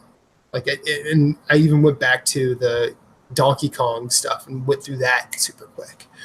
So, but yeah, no, this is definitely worth the 25, I think. And that's, judge value by how you want. But that's everything we've been playing. Mm-hmm. We laughed. I almost cried. What do you say we go to listener questions, Moose? I'm fine with that. Okay. So, as I said before, if you want to have your questions answered, send your cues to nerdsgonerogue@gmail.com, and we will give you some A's. Or you can hit us up on Twitter @nerdsgonerogue. Both ways are fine. If you want to ask him in our Facebook group, that's facebook.com/groups/nerdsgonerogue community. You can do it there too. Hell, go to Moose's community and ask them questions too. In fact, they have a phone number. I don't remember it, but you should call them and ask them questions. Listen to Nerds Gone Platinum. It's a good show. So we're starting off. Greg Osterman III. I would like to know how you guys decide which games to play. When you have a lot of different things to choose from, how do you know? Well, I feel like of anything, Moose, you and I are kind of experts on this. Yeah, we have a lot to play. We do. So I feel it boils down to scheduling, like what we're interested in. So, like, I think I was talking on Nerds Gone Platinum last time, like, looking ahead, the next big game for me is Borderlands 3. Mm-hmm. And then, like, barring any, like, stealth announced releasement / drops, like, oh, hey, the game you've been thinking about, it's coming out, December or November or whatever. And I'm not talking, like, indie games. Right. That's just like, something sneaky. I mean, Nintendo's been doing their directs and pushing a lot of that. It's kind of pissing my wallet off. Just saying. It's understandable. So, looking ahead, I'm like, well, I want to finish up Division 2, get the platinum. I really need to. So, like, when I play, I need to stop. Like, I need to start working on trophies instead of like doing dailies and just running stuff to get gear. Like, I have to start working on actual trophies in that game to try and button up the platinum and be done with it. Yeah. But anyways, I was like, okay, well, if I could finish that up, hopefully before the end of July, I have August and a little bit of September left. If I finish it before the end of July, I'm, part of July. So I'm like, there's some games that I want to play, like indie games, like Bloodstained. I want to play that. I do need to get back to and play Days Gone. I want to play that and hopefully platinum that. So it all comes down to like scheduling, and then also like, what are you playing a lot of that you need like, something else to like counteract that. Like, I'm playing a lot of Division, so I'm definitely don't want to do a shooter, even though I said I'd play Days Gone because it's not necessarily a shooter. It just has shooting elements in it. But like, so indie games, like I jump back into. Well, I'm playing Downwell. I didn't jump back into it, but I went back to Golf Story today to play a little bit of that. Such a good game. So I'm like, I want to finish that. Then I was thinking of while I was sitting at work, looking through my catalog, I'm like, I have Cave Story Plus. I need to beat Cave Story Plus. I want to beat Octopath Traveler. I want to beat Axiom Verge. And so like I have all these little games and I was even, and like watching people's videos, that one guy I sent you, Nakey Jakey, was hilarious. And, he is hilarious, by the way. Yeah, like I was like, his humor is like right up your alley. Yeah. He did a couple of videos, some of the videos that like I guess were his most popular, so they floated to his like the playlist when I was watching him, or his stuff about Breath of the Wild. And I'm like, man, like I really want to go back and play that again with a different approach. Like when I first played it and was trying to enjoy it, I was just like, I'm not liking this. It took me a while to get into that game. And then once I got into that game, I was like nonstop till I beat it. So, and love that game. And so now I'd love to just go in and have a blast with it. Like knowing about it, what I know now, like, okay, don't worry, just weapons. Don't even freaking worry about weapons. You know what I mean? Like in this and that. And I'd like to get better at the combat. Like I never really learned the jumping, like when someone goes to attack, you can dodge and then quick slap. Like I never really gave a crap about that. So probably would have made a lot of fights easier. But anyways, I want to play that. So like I was saying, there's just a lot of stuff that's in the backlog, and it's like, I want to play it, so I'm going to start playing it, So that's kind of how I pick what I'm going to be playing next. Or, and like if I'm doing like now I'm working on Division 2, I might have like an indie, like one or two indies that I'll play. Or like that might be a multiplayer game like Division 2. I'll play that by myself, and when Jeff and Jason come on, we might play Borderlands 2 because we might want to play the free DLC that came out that bridges the gap between 2 and 3, and so we might play that. So I might. It just depends. And also, I went back to Black Ops 4 because there's a new gun that got released. So I wanted to try that out, and so I was playing that again. And it's just, I didn't mention that one or whatever else just because they're Golf Story, just because like I played like so minute amount of it. But they're both games worth playing. So that's how I pick mine. And like the rest of the year, indies like Children of Morta is coming out this summer. I want to get that. Blasphemous. Had a trailer announcement, like an announcement trailer. Like it's been out there on Kickstarter and stuff, but I don't think it's ever had like a, hey, here's our game. Yeah, it really has. Really, really good. Really Looks does. faster than I was expecting it to play. Not that I'm disappointed. I just saw it and I was like, oh, so it's going to be that fast. And I'm like, okay, I like that.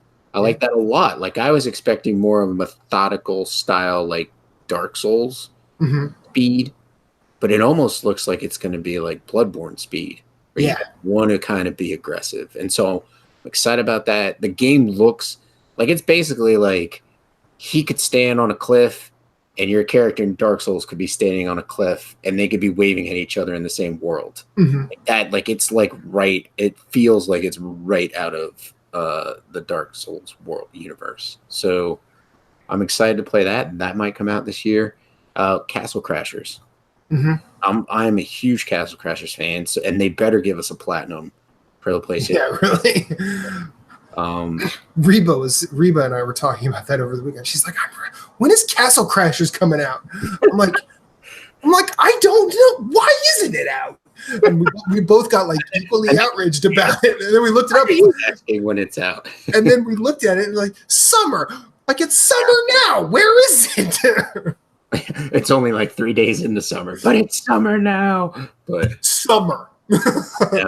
I think they're shooting for like a late July, maybe August release. I have a feeling there will be a state of play or a Nintendo Direct, and that's when that's when they're gonna say, "Hey, by the way, Spelunky's out." Yeah. Hey, by the way, Castle Crashers is finally out on PS4.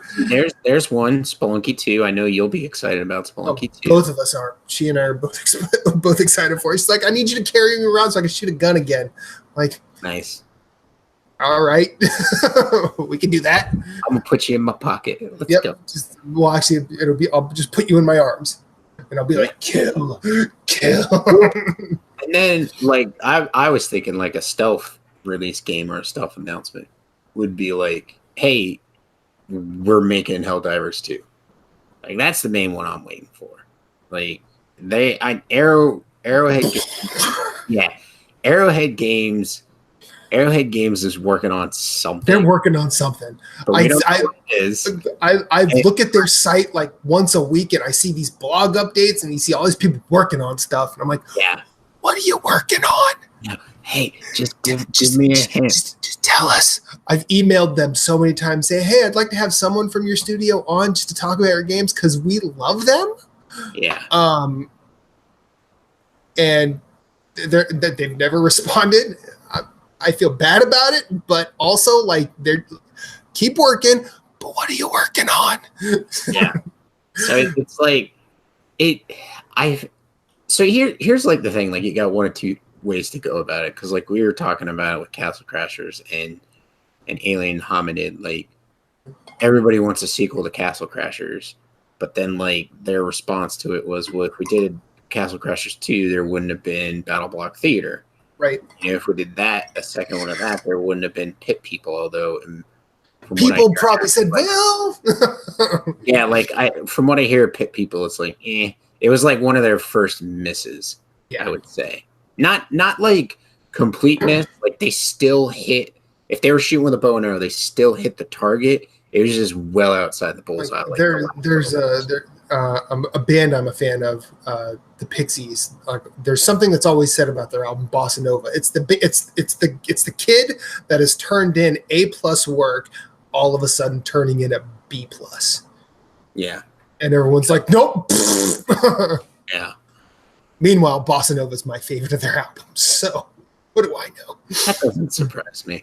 But so I feel like if Arrowhead Studios came out and said, we're working on Helldivers 2, I would pre-order it as soon as I could. Mm-hmm. If they came out and said, we're working on this style game, and it was in the same vein, like the top-down, isometric, like twin-stick type thing, or even if it wasn't and it was like third-person RPG or an action game, I'd still buy into whatever they're selling because they're a great studio and they've made really good stuff. Like they did the recent Gauntlet remaster. And it's the best Gauntlet like in forever, I think. Yeah. And they didn't do Magicka 2, but they did the first Magicka. They did the first Magicka, yeah. Yeah. And so they've got 2 games on this console generation. So, if a third one came out, I wouldn't be upset. And then whenever Housemarque's game, was it Storm Chasers? Yeah, Storm Divers. Storm Divers. I should have known there was divers in it. We're talking about hell diving, now we're talking about storm diving. But whenever that comes out, that'll be awesome. So it's just, just trying to fill the gaps until the big releases come out and chip away at that backlog. Yeah, I know they're long-winded. Sorry, listeners. No, you're good. You're good. So this is honestly like this is a question that comes up a lot, but like the answer always changes. Like it's always like this is a conversation worth having like a lot of the time. I think if we did it every week, it'd be a bit overwrought, but this is a welcome subject to revisit every so often. Deciding which games to play is tough because like this year there have been a number of games that I've actually wanted, and I know I'll never play. What eliminates a lot of it is barrier of entry. Like I genuinely enjoy fighting games. But I can't play them anymore. Like I am done trying to even get passable at a fighting game. Although I will say this, Samurai Showdown did some things to me, and I think had caffeine nicotine been in the game, would have been a purchase, but he's not. So I think that's what's keeping me from purchasing it. Wait, what? Been in it in the game? Oh, caffeine nicotine. It's a character. Okay. I used to when I played that in the arcade. I used to be that guy, and a lot of people at the arcade didn't like me. Hey, you're just playing. I'm a character in the game that you can't beat. I don't know what you want. But like sports games, as much as I like sports, like I've kind of decided I don't want to devote my game time to sports anymore, unless it's like an arcade sports game where the barrier of entry is really low, but the skill ceiling is really high. Like I'm totally like, for instance, like that's why I'll still play Rocket League every so often. I'm actually really interested in that roller derby game that Ubisoft put out at E3. Now, but yeah. But how do I decide what to play is actually a really tough thing. Especially for me lately. Like after I platinum Sekiro, like there were days where I came home, sat down to play my PS4, and I'm just like, I don't know. I don't know. I don't know what to do. Like one of those times, I actually went back into Sekiro and beat the game again. And I'm like, what am I doing? Like, and like, and that game has become like a problem for me because it's kind of keeping me from moving on. What I am glad that this is where I'm really happy I bought a Switch. Because the same games aren't available a lot of the time, and I use my Switch purchasing very differently than I do my PS4. So having games like Katana Zero in my backlog, and Box Boy Box Girl, and Cadence of Hyrule, and my friend Pedro, thank you. Having those. Like, I'm like, okay, I kind of have to play these games because these are all I have access to right now. So I did that, and slowly but surely, like, I've kind of gotten out of that funk. Am I done with Sekiro? Hell no. No way am I done with that game, but I needed something to sort of clear the fog, if you will. Like, had I not played those games, I wouldn't have played Gardens Between. I probably wouldn't have even thought about jumping into Neo with Ahmed either. Do you feel like myself and Jeff, because we had this conversation Friday night, do you feel like you're getting or want to get further and further away from games as services. Like games like Division, games like Destiny 2, games like, okay, well, here's a game, and then here's like our year roadmap, and then we're gonna, like, the next year we're gonna have, so like Division 1, first year's free, then the second year they're gonna make you pay for it, then they'll probably have a game out the third year, Mm-hmm. or whatever. And so it gets to the point where, like, I look at a lot of games and I'm like, I want to play that, but it's just exhausting looking at it and thinking about having to play that game. You know what I mean? Like, whereas then you look at Sekiro, and it might take you a while to beat the game, just on your play style. Mm-hmm. But like, it's self-contained, like it's done. Like when you like Cadence of Hyrule, you've played it, it's done. My Friend Pedro, you've played it, it's done. Like, it's not like, oh, I'm getting DLC for it. Oh, we're gonna get a raid. Oh, we're gonna get new specialization. Like, do you feel you're moving in that direction? Or I mean, it really depends on the game. I guess someone. I mean, I got into Anthem, and I played that game till I rolled credits, and I've not been back. I've thought about going back just to finish the platinum. I don't know if I ever will.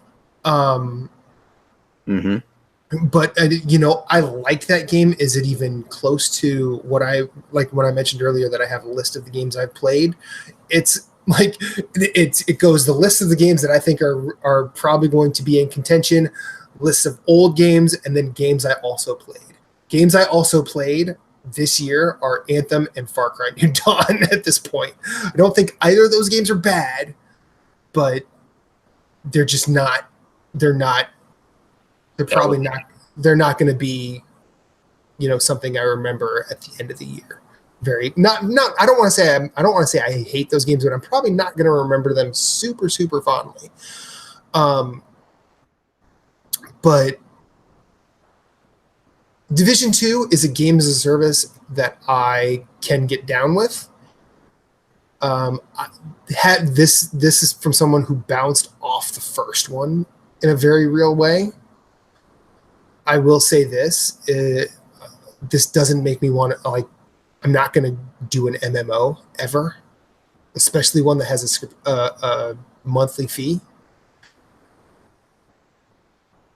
But it really depends on the content that's added. Like, Ubisoft has added, a new gunner class to Division 2. The raid is there, but you can't matchmake.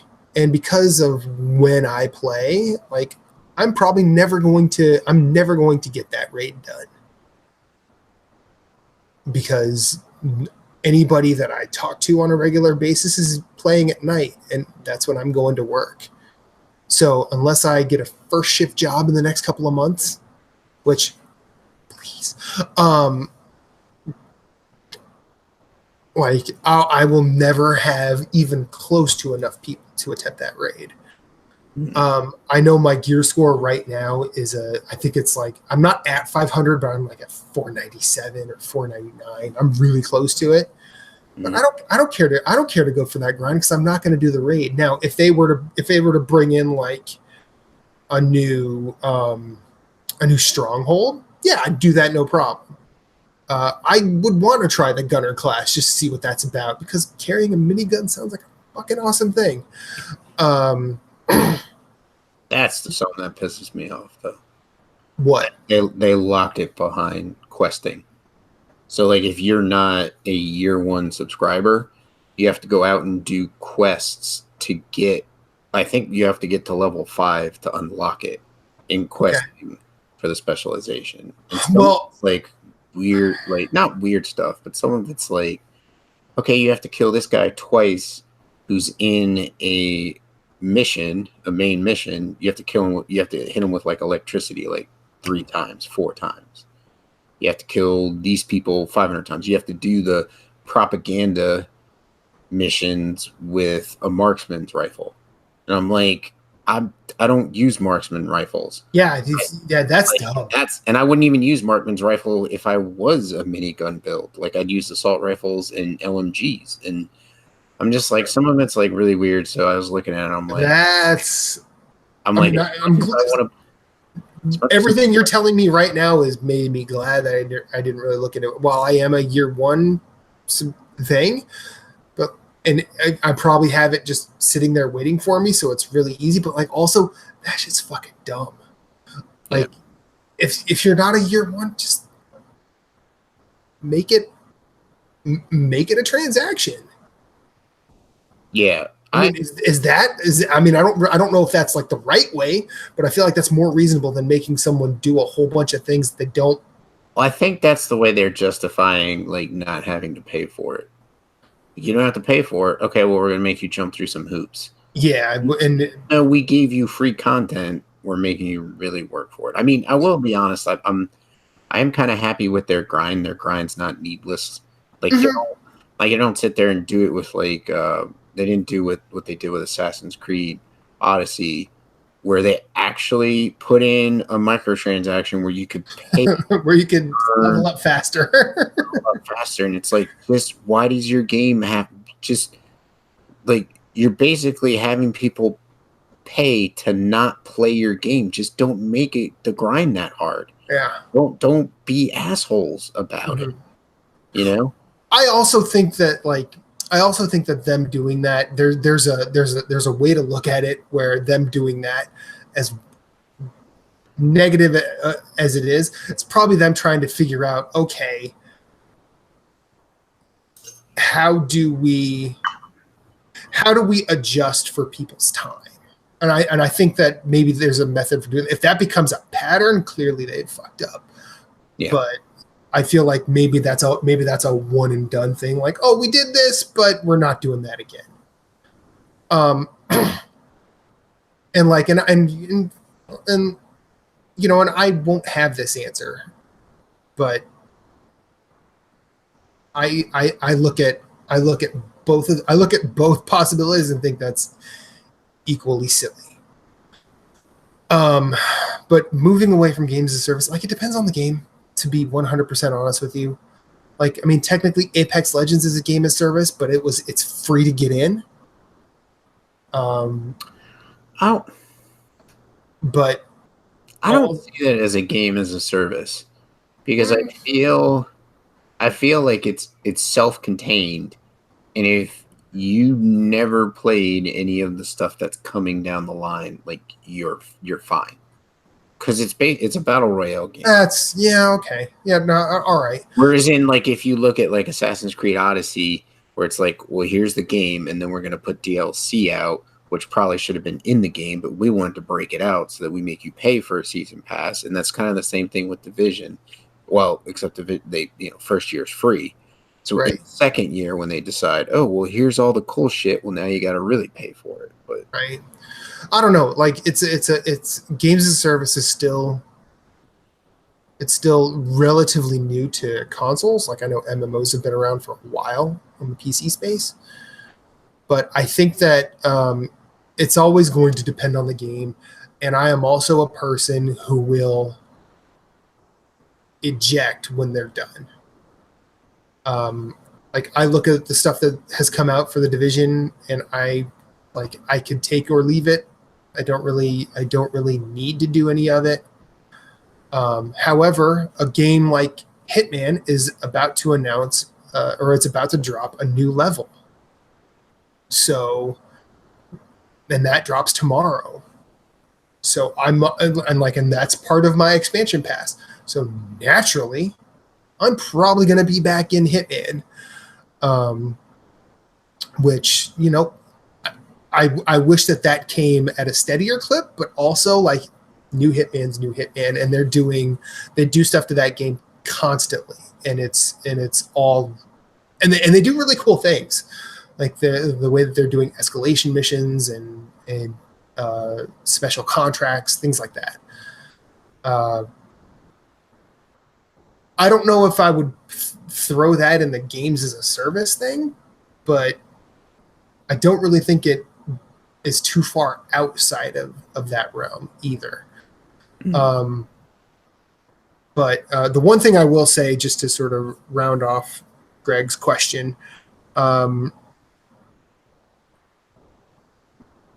lot of folks say, play what you love what you play. And I think that's a wonderful sentiment. But I feel like understanding what you like and choosing what to play based on what you like is a smart way to do things, especially if you're in a gaming lull. Like for instance, I know I'm a platformer guy. Like first and foremost, I also like action RPGs. But like if I'm in a lull, I'm probably going to look at a platformer before I'll look at anything else, because at least I can say, okay, this is an action that will trigger the dopamine release I need from games. And also, if you're playing a game you don't like, fucking stop. Like, just if you don't like it, like this is how I know I'm not a true trophy hunter. I can't stick to something I like long enough unless I know it is like a short game, which is why I have fucking Little Adventure on the Prairie as a platinum, because that game fucking sucks. This is why I have Orc Slayer, because that game fucking sucks, but it's like 3 hours to platinum. Those were terrible. You know, say what you want about Ratalaika as a publisher, their games are sound. Yeah. And they are sound, quick platinums, sure, but like I've gotten something out of everything that I've played from them, regardless of how simple and silly it is, and long may they continue. So I'm going to move on to Sam Hall's question. Where do you see E3 evolving in the next few years? What do you think it'll look like 2, 5, or 10 years from now? I think the easy answer is 10 years from now, when there's a very real possibility it might not be there. Mm-hmm. And I think 2 years from now, it'll probably be more consumer focused than industry focused. But I think in the 2 to 5 year time period, we need a pretty swift transition from, if it's going to be more consumer, it has to be like when Reba and I went to PAX Unplugged, there was something I noticed, is that if they were talking about a new game, they had a limited amount of copies you could buy. Again, and this is like games that are kickstarted, like, you know, where they probably had been sent to backers, but like they brought stuff like, hey, this is here for you to purchase. And then they had a smattering of old popular games as well. Like, you know, Ticket to Ride was there, Clank was there. Tons of stuff that, like, if you had never played it, you could try it and then buy it. That's how E3 has to go. There has to be more of like, hey, we have this here and you can buy it. It's probably putting more of an emphasis on the day, on the reveal and then available now, which is probably why there wasn't a whole crap ton to talk about in that space this year. Unless you were a Nintendo fan, where they said, hey, this is coming out in 2 days. This is coming out in 5. At least there was that. But personally, I like the idea of a time period where everyone sort of gets together in one spot and creates, you know, a buzz about what they're doing. We can, I mean, and as much as like, I think of all the conventions that are out there, the one I do not want to go to as a fan is E3. I don't want there to not be a cycle event like that. I mean, because some of my favorite things about it are like the press conferences. And the only way they do that is if everybody's in one place. Yes, we could say, you know, well, Sony can just present it at the same time as Xbox. But then that generates the stupid console fight, which is silly. But also, why? But also, like as a business strategy, why would you do it that close? Because then it only matters who goes first. There's a lot to figure out, but the things I like about E3 the most are when those big tentpole companies bring the little guys along.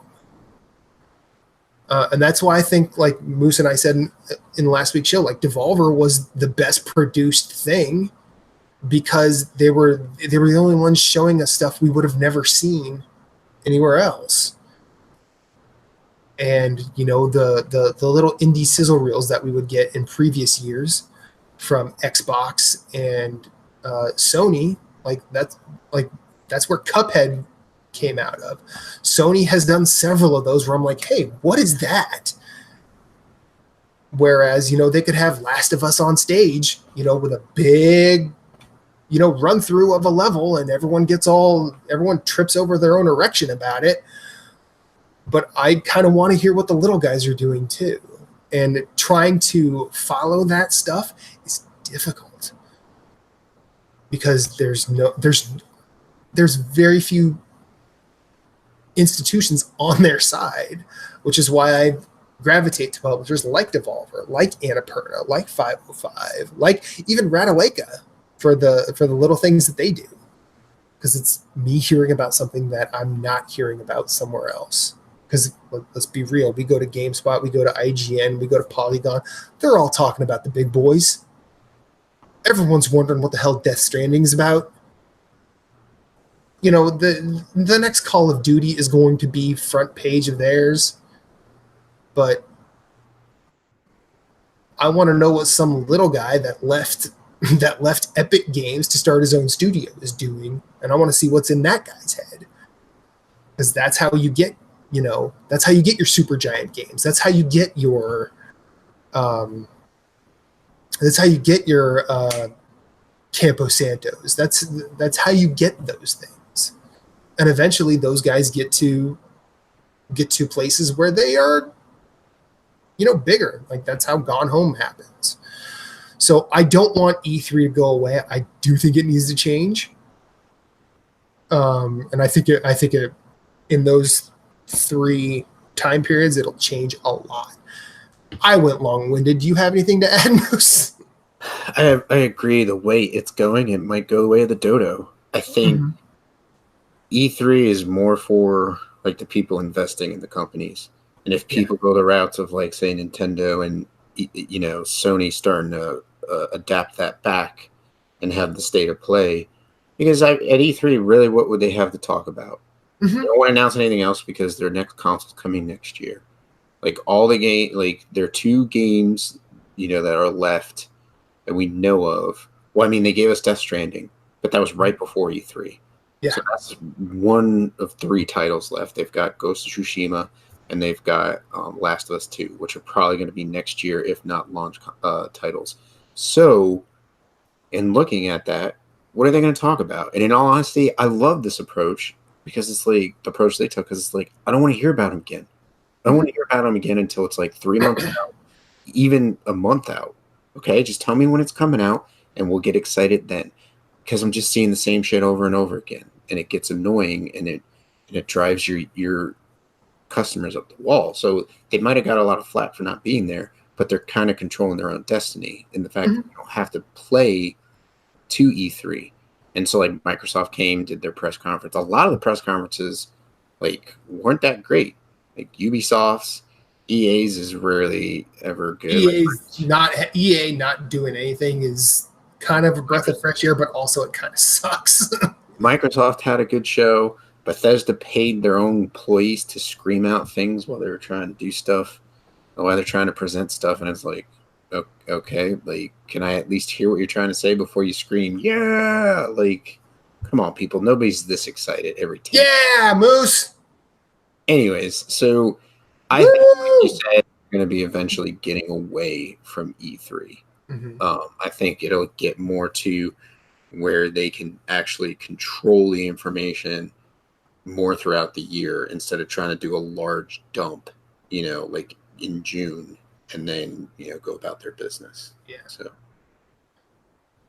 Yeah, I mean, That's I don't want things like the giant bomb at night thing to go away, but it. I, They'll move I don't. that somewhere else, or it'll morph into Yeah, something else. Like there might be I feel like like everybody involved will adapt. who's to say that like maybe Sony turns it around on PSX and actually has a PSX like not last year's but the year before, like the first couple where they were really cool. Like you never know. I mean, Like and also like, there's no saying that Sony is done with E3 because that's true. here's my one little conspiracy theory about the whole thing. A lot of the press were saying that where Sony was, they put out a bunch of couches so people could just sit down, be they consumer press or otherwise. Well, what if Sony put those couches there to keep their space? Yeah. And they show up next year, fill that space full of Sony stuff, and then all of a sudden it's like none of this ever happened. Yeah. I mean, well, maybe not like none of this ever happened, but maybe they're just saying, hey, I guess E3 is relevant again, or more relevant than it was before, but not as relevant as it should be. I don't know. There's always going to be questions about it because the industry folks are always going to be a little jaded because they go there, exhaust the shit out of themselves, and then leave.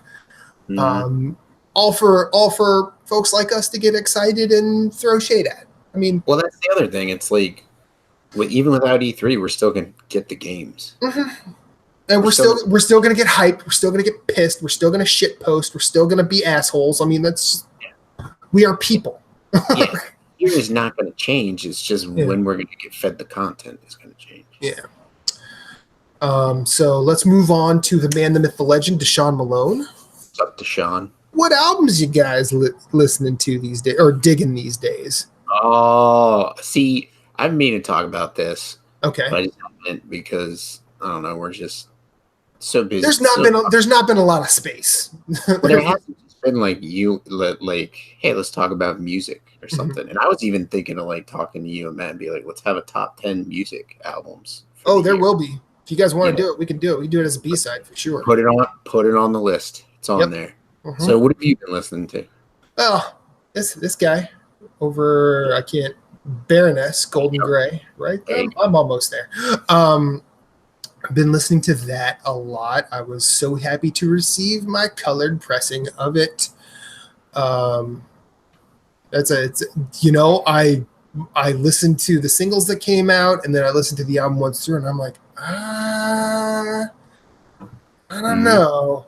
And then like as I've listened to it more and more, it's been kind of a slow burn. I really dig it. I think Captain Kim said the same thing. He said the same thing, and I was just like, yeah, amen. Yeah, that's kind of how it's been for me.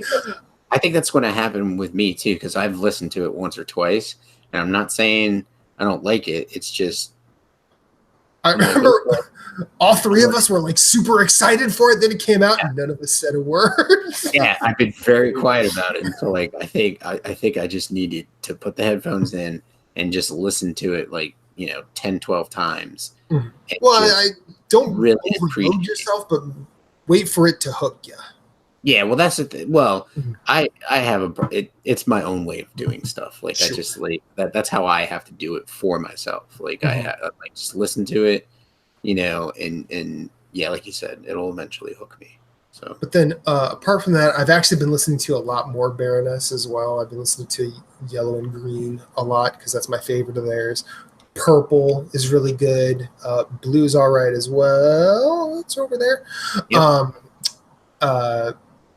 But new stuff, this guy right here, Flying Lotus, one of my favorite instrumental hip-hop electronic ties. He's released his newest maybe a month ago at this point. It's called Flamagara. Real good, very jazzy. And way less boom bap in a way that's actually really, really good.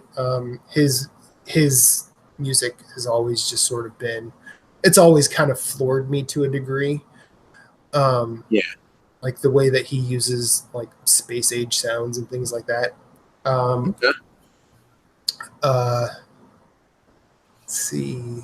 The new I've listened to the new Mannequin Pussy album a couple of times. It's pretty good. All right. They got a good band name too, I think. And then the new Hot Chip album, I think it's called Bath and Ecstasy. It's not it's not like jaw dropping or anything, but I feel like it does a lot of weird things for a dance outlet. Well, I mean, that's kind of what they've always been. They've always been, very dance pop, but it's surprisingly listenable, and it takes left turns in really interesting ways. I'm going to think of more, but I'm going to let you talk for a little bit, so go ahead.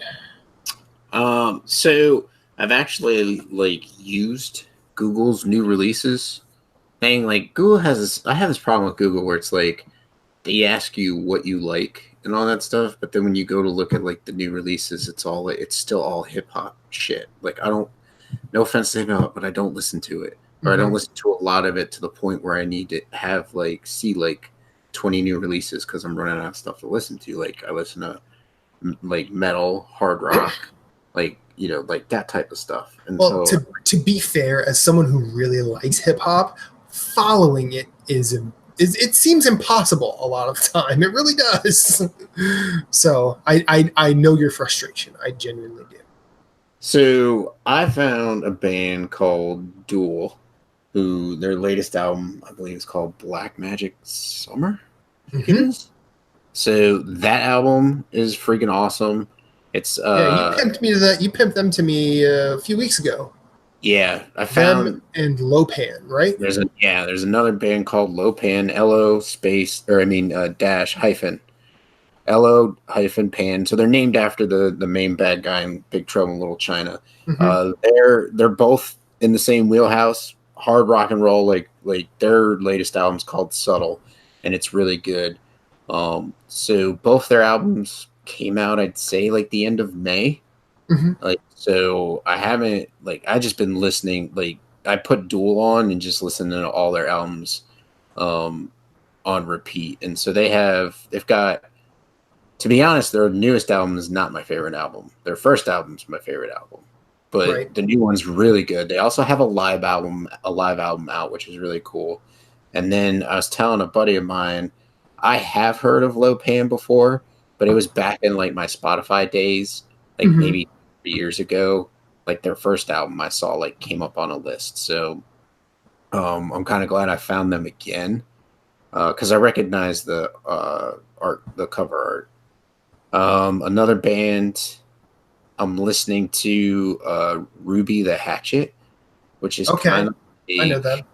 Yeah, they're pretty cool. It's old school rock and roll, so not necessarily I wouldn't say metal. No, so it's definitely more blues based. Yeah, it's more blues rock, which I like. I think I found them through Wolf Mother, because I think Wolf Mother's touring with them.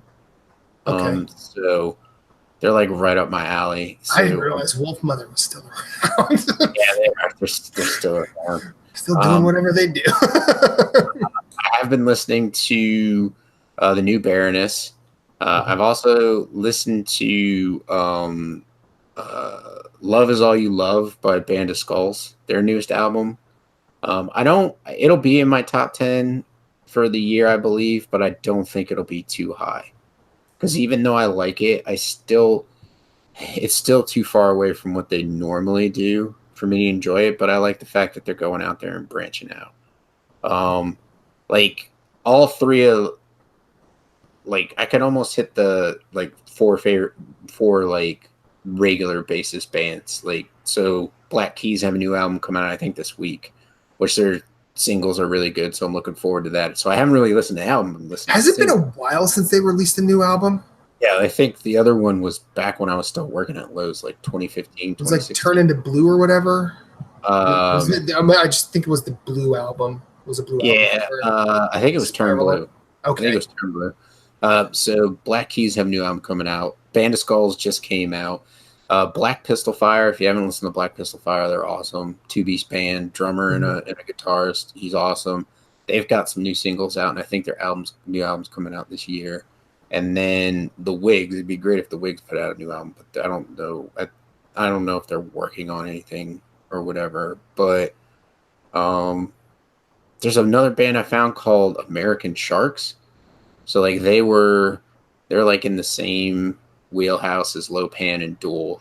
Because like I started, and then I started, like, I used the new releases on Google, and then I started using like hey, if you like the artist you're listening to, here's some other artists like them. And I found American Sharks, and they're pretty cool. I don't know the name of the album. It's just whatever. Actually, that might have came up through new releases. But when you go to like Lopan or Duel, like they're on there. They're on the list. If you like them, you'll like these guys. So that's pretty much what I've been listening to.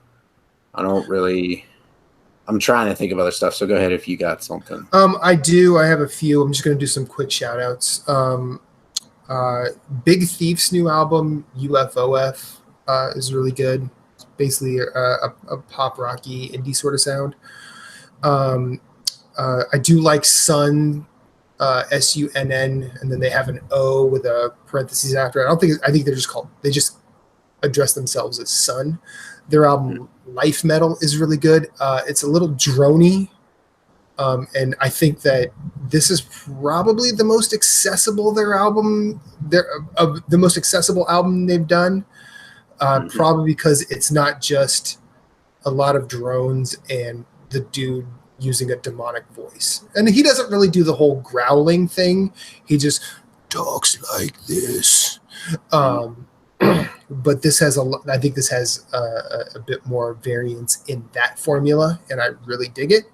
And plus, I like the fact that they went life metal instead of death metal.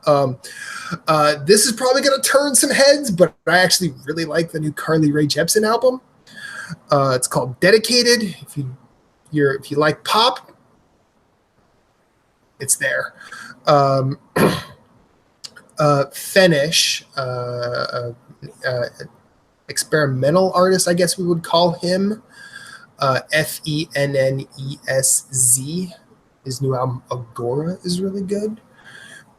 In terms of aging emo highlights, American Football put out their third album.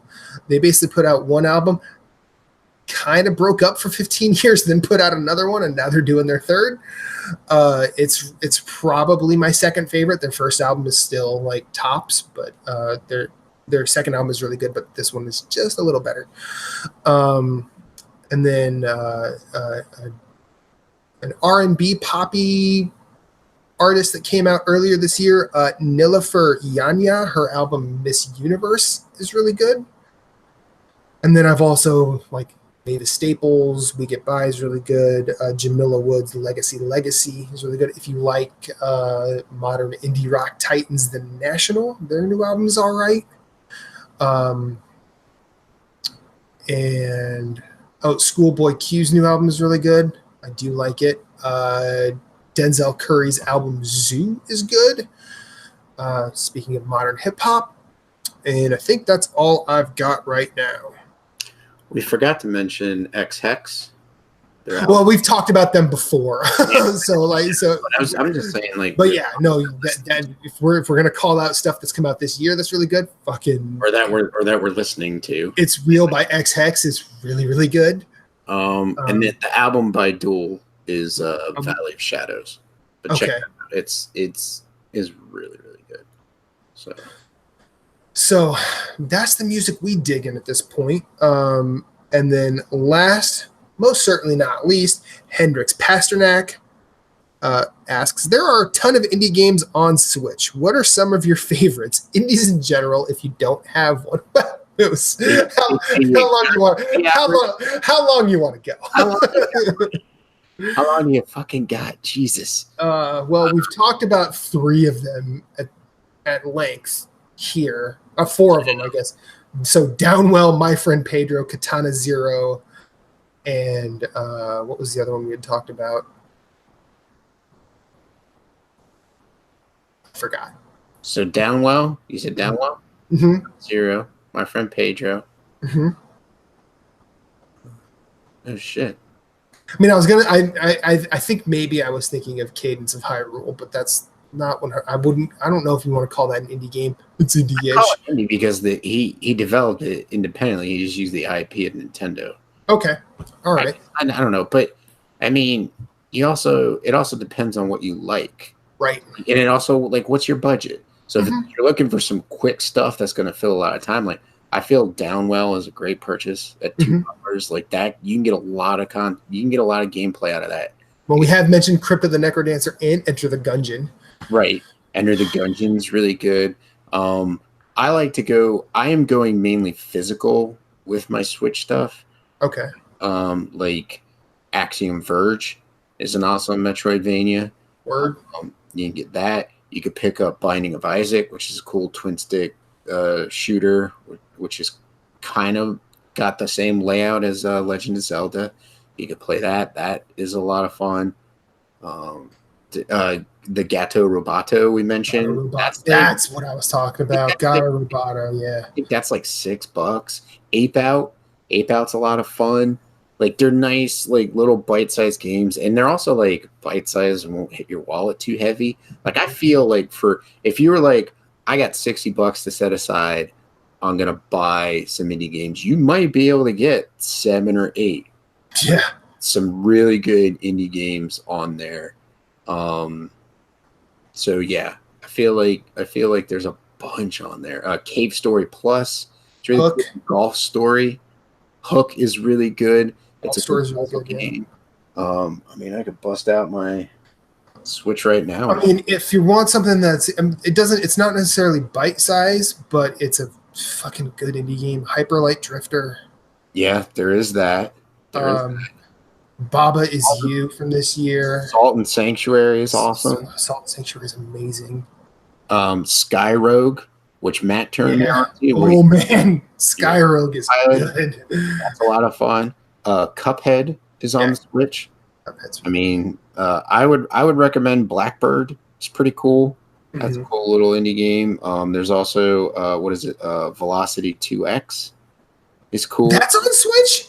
Yeah, they released like the yes. Yeah, so that's on there. They were saying if it does well enough, they'll do a sequel. That's good. I hope it does. Buy Velocity 2X. That game's amazing. Super Meat Boy. Yeah. On here.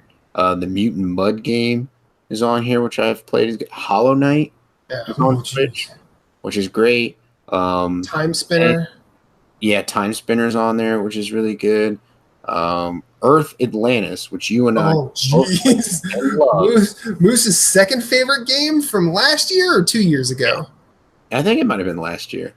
But that's on Switch. A game that I've played that's pretty cool, and it reverses things. It's called Overwhelm, Overwhelm, and basically the enemies get stronger.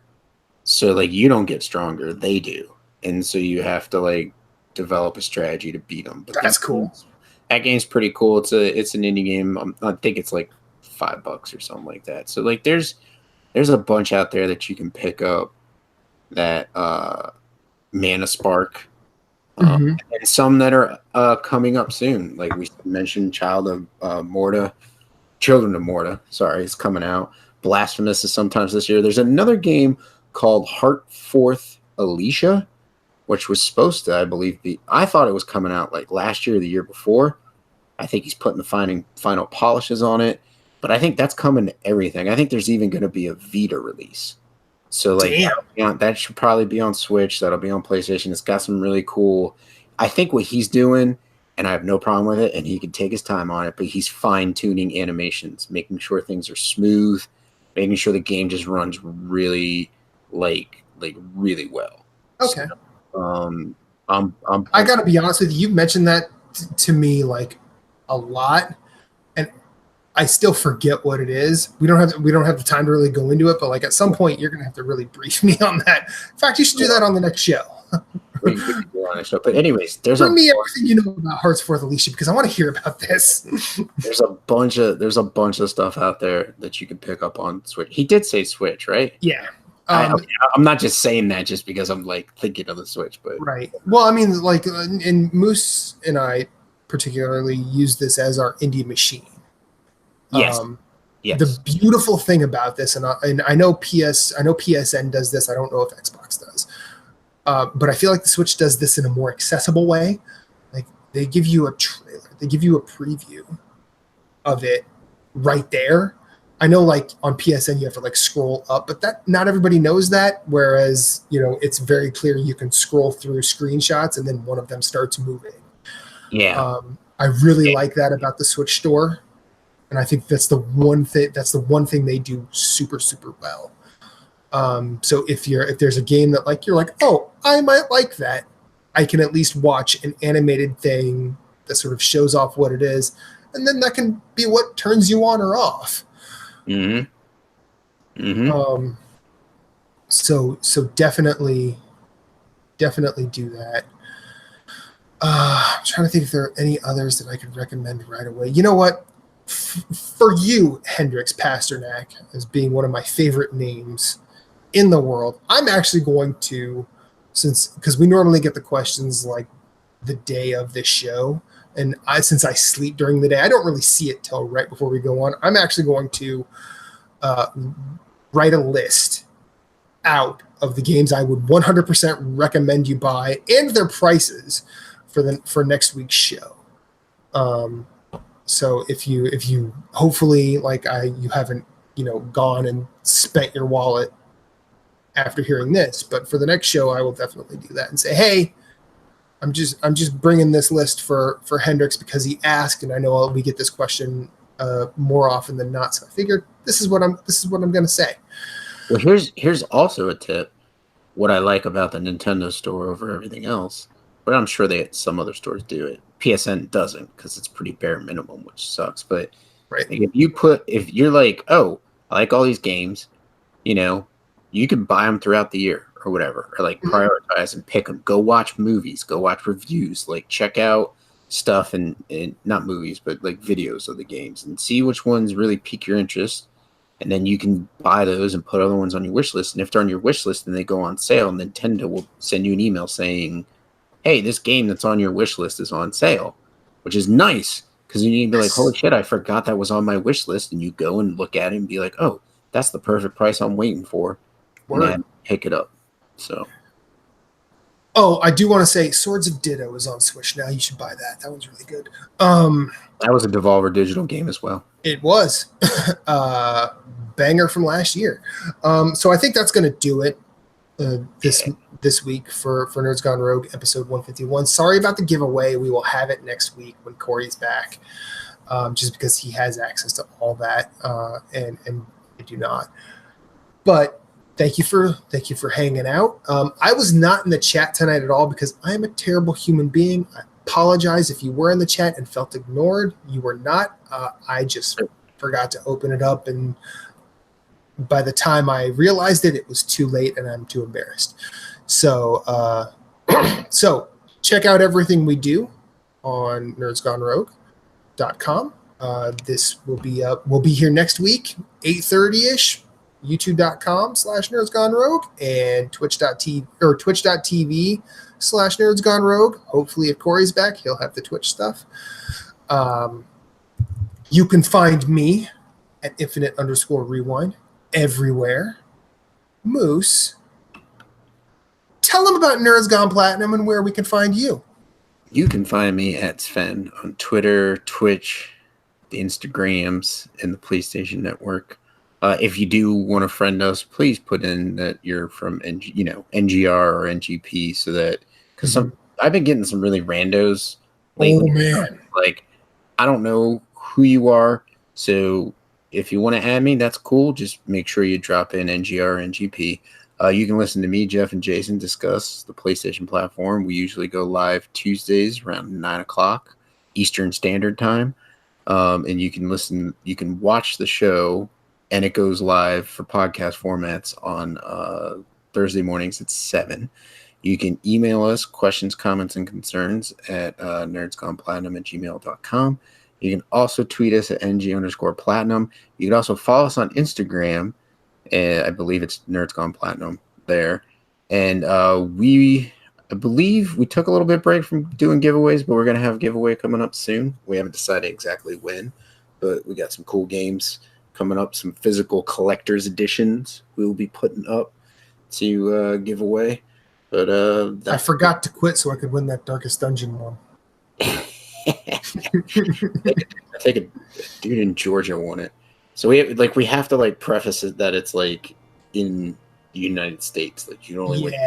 It's because the thing that we're using, if you have to pay to limit it to a country, and ship it, the game it costs almost 1.5 times to ship it to where some of the people would be. It's just nah, we ain't paying that. So yeah, can't do that.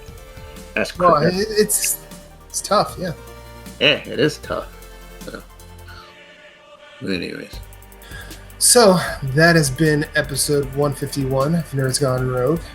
Thank you for watching, and until next time, we love you. Banana and out. No, I'm not gonna kill Moose.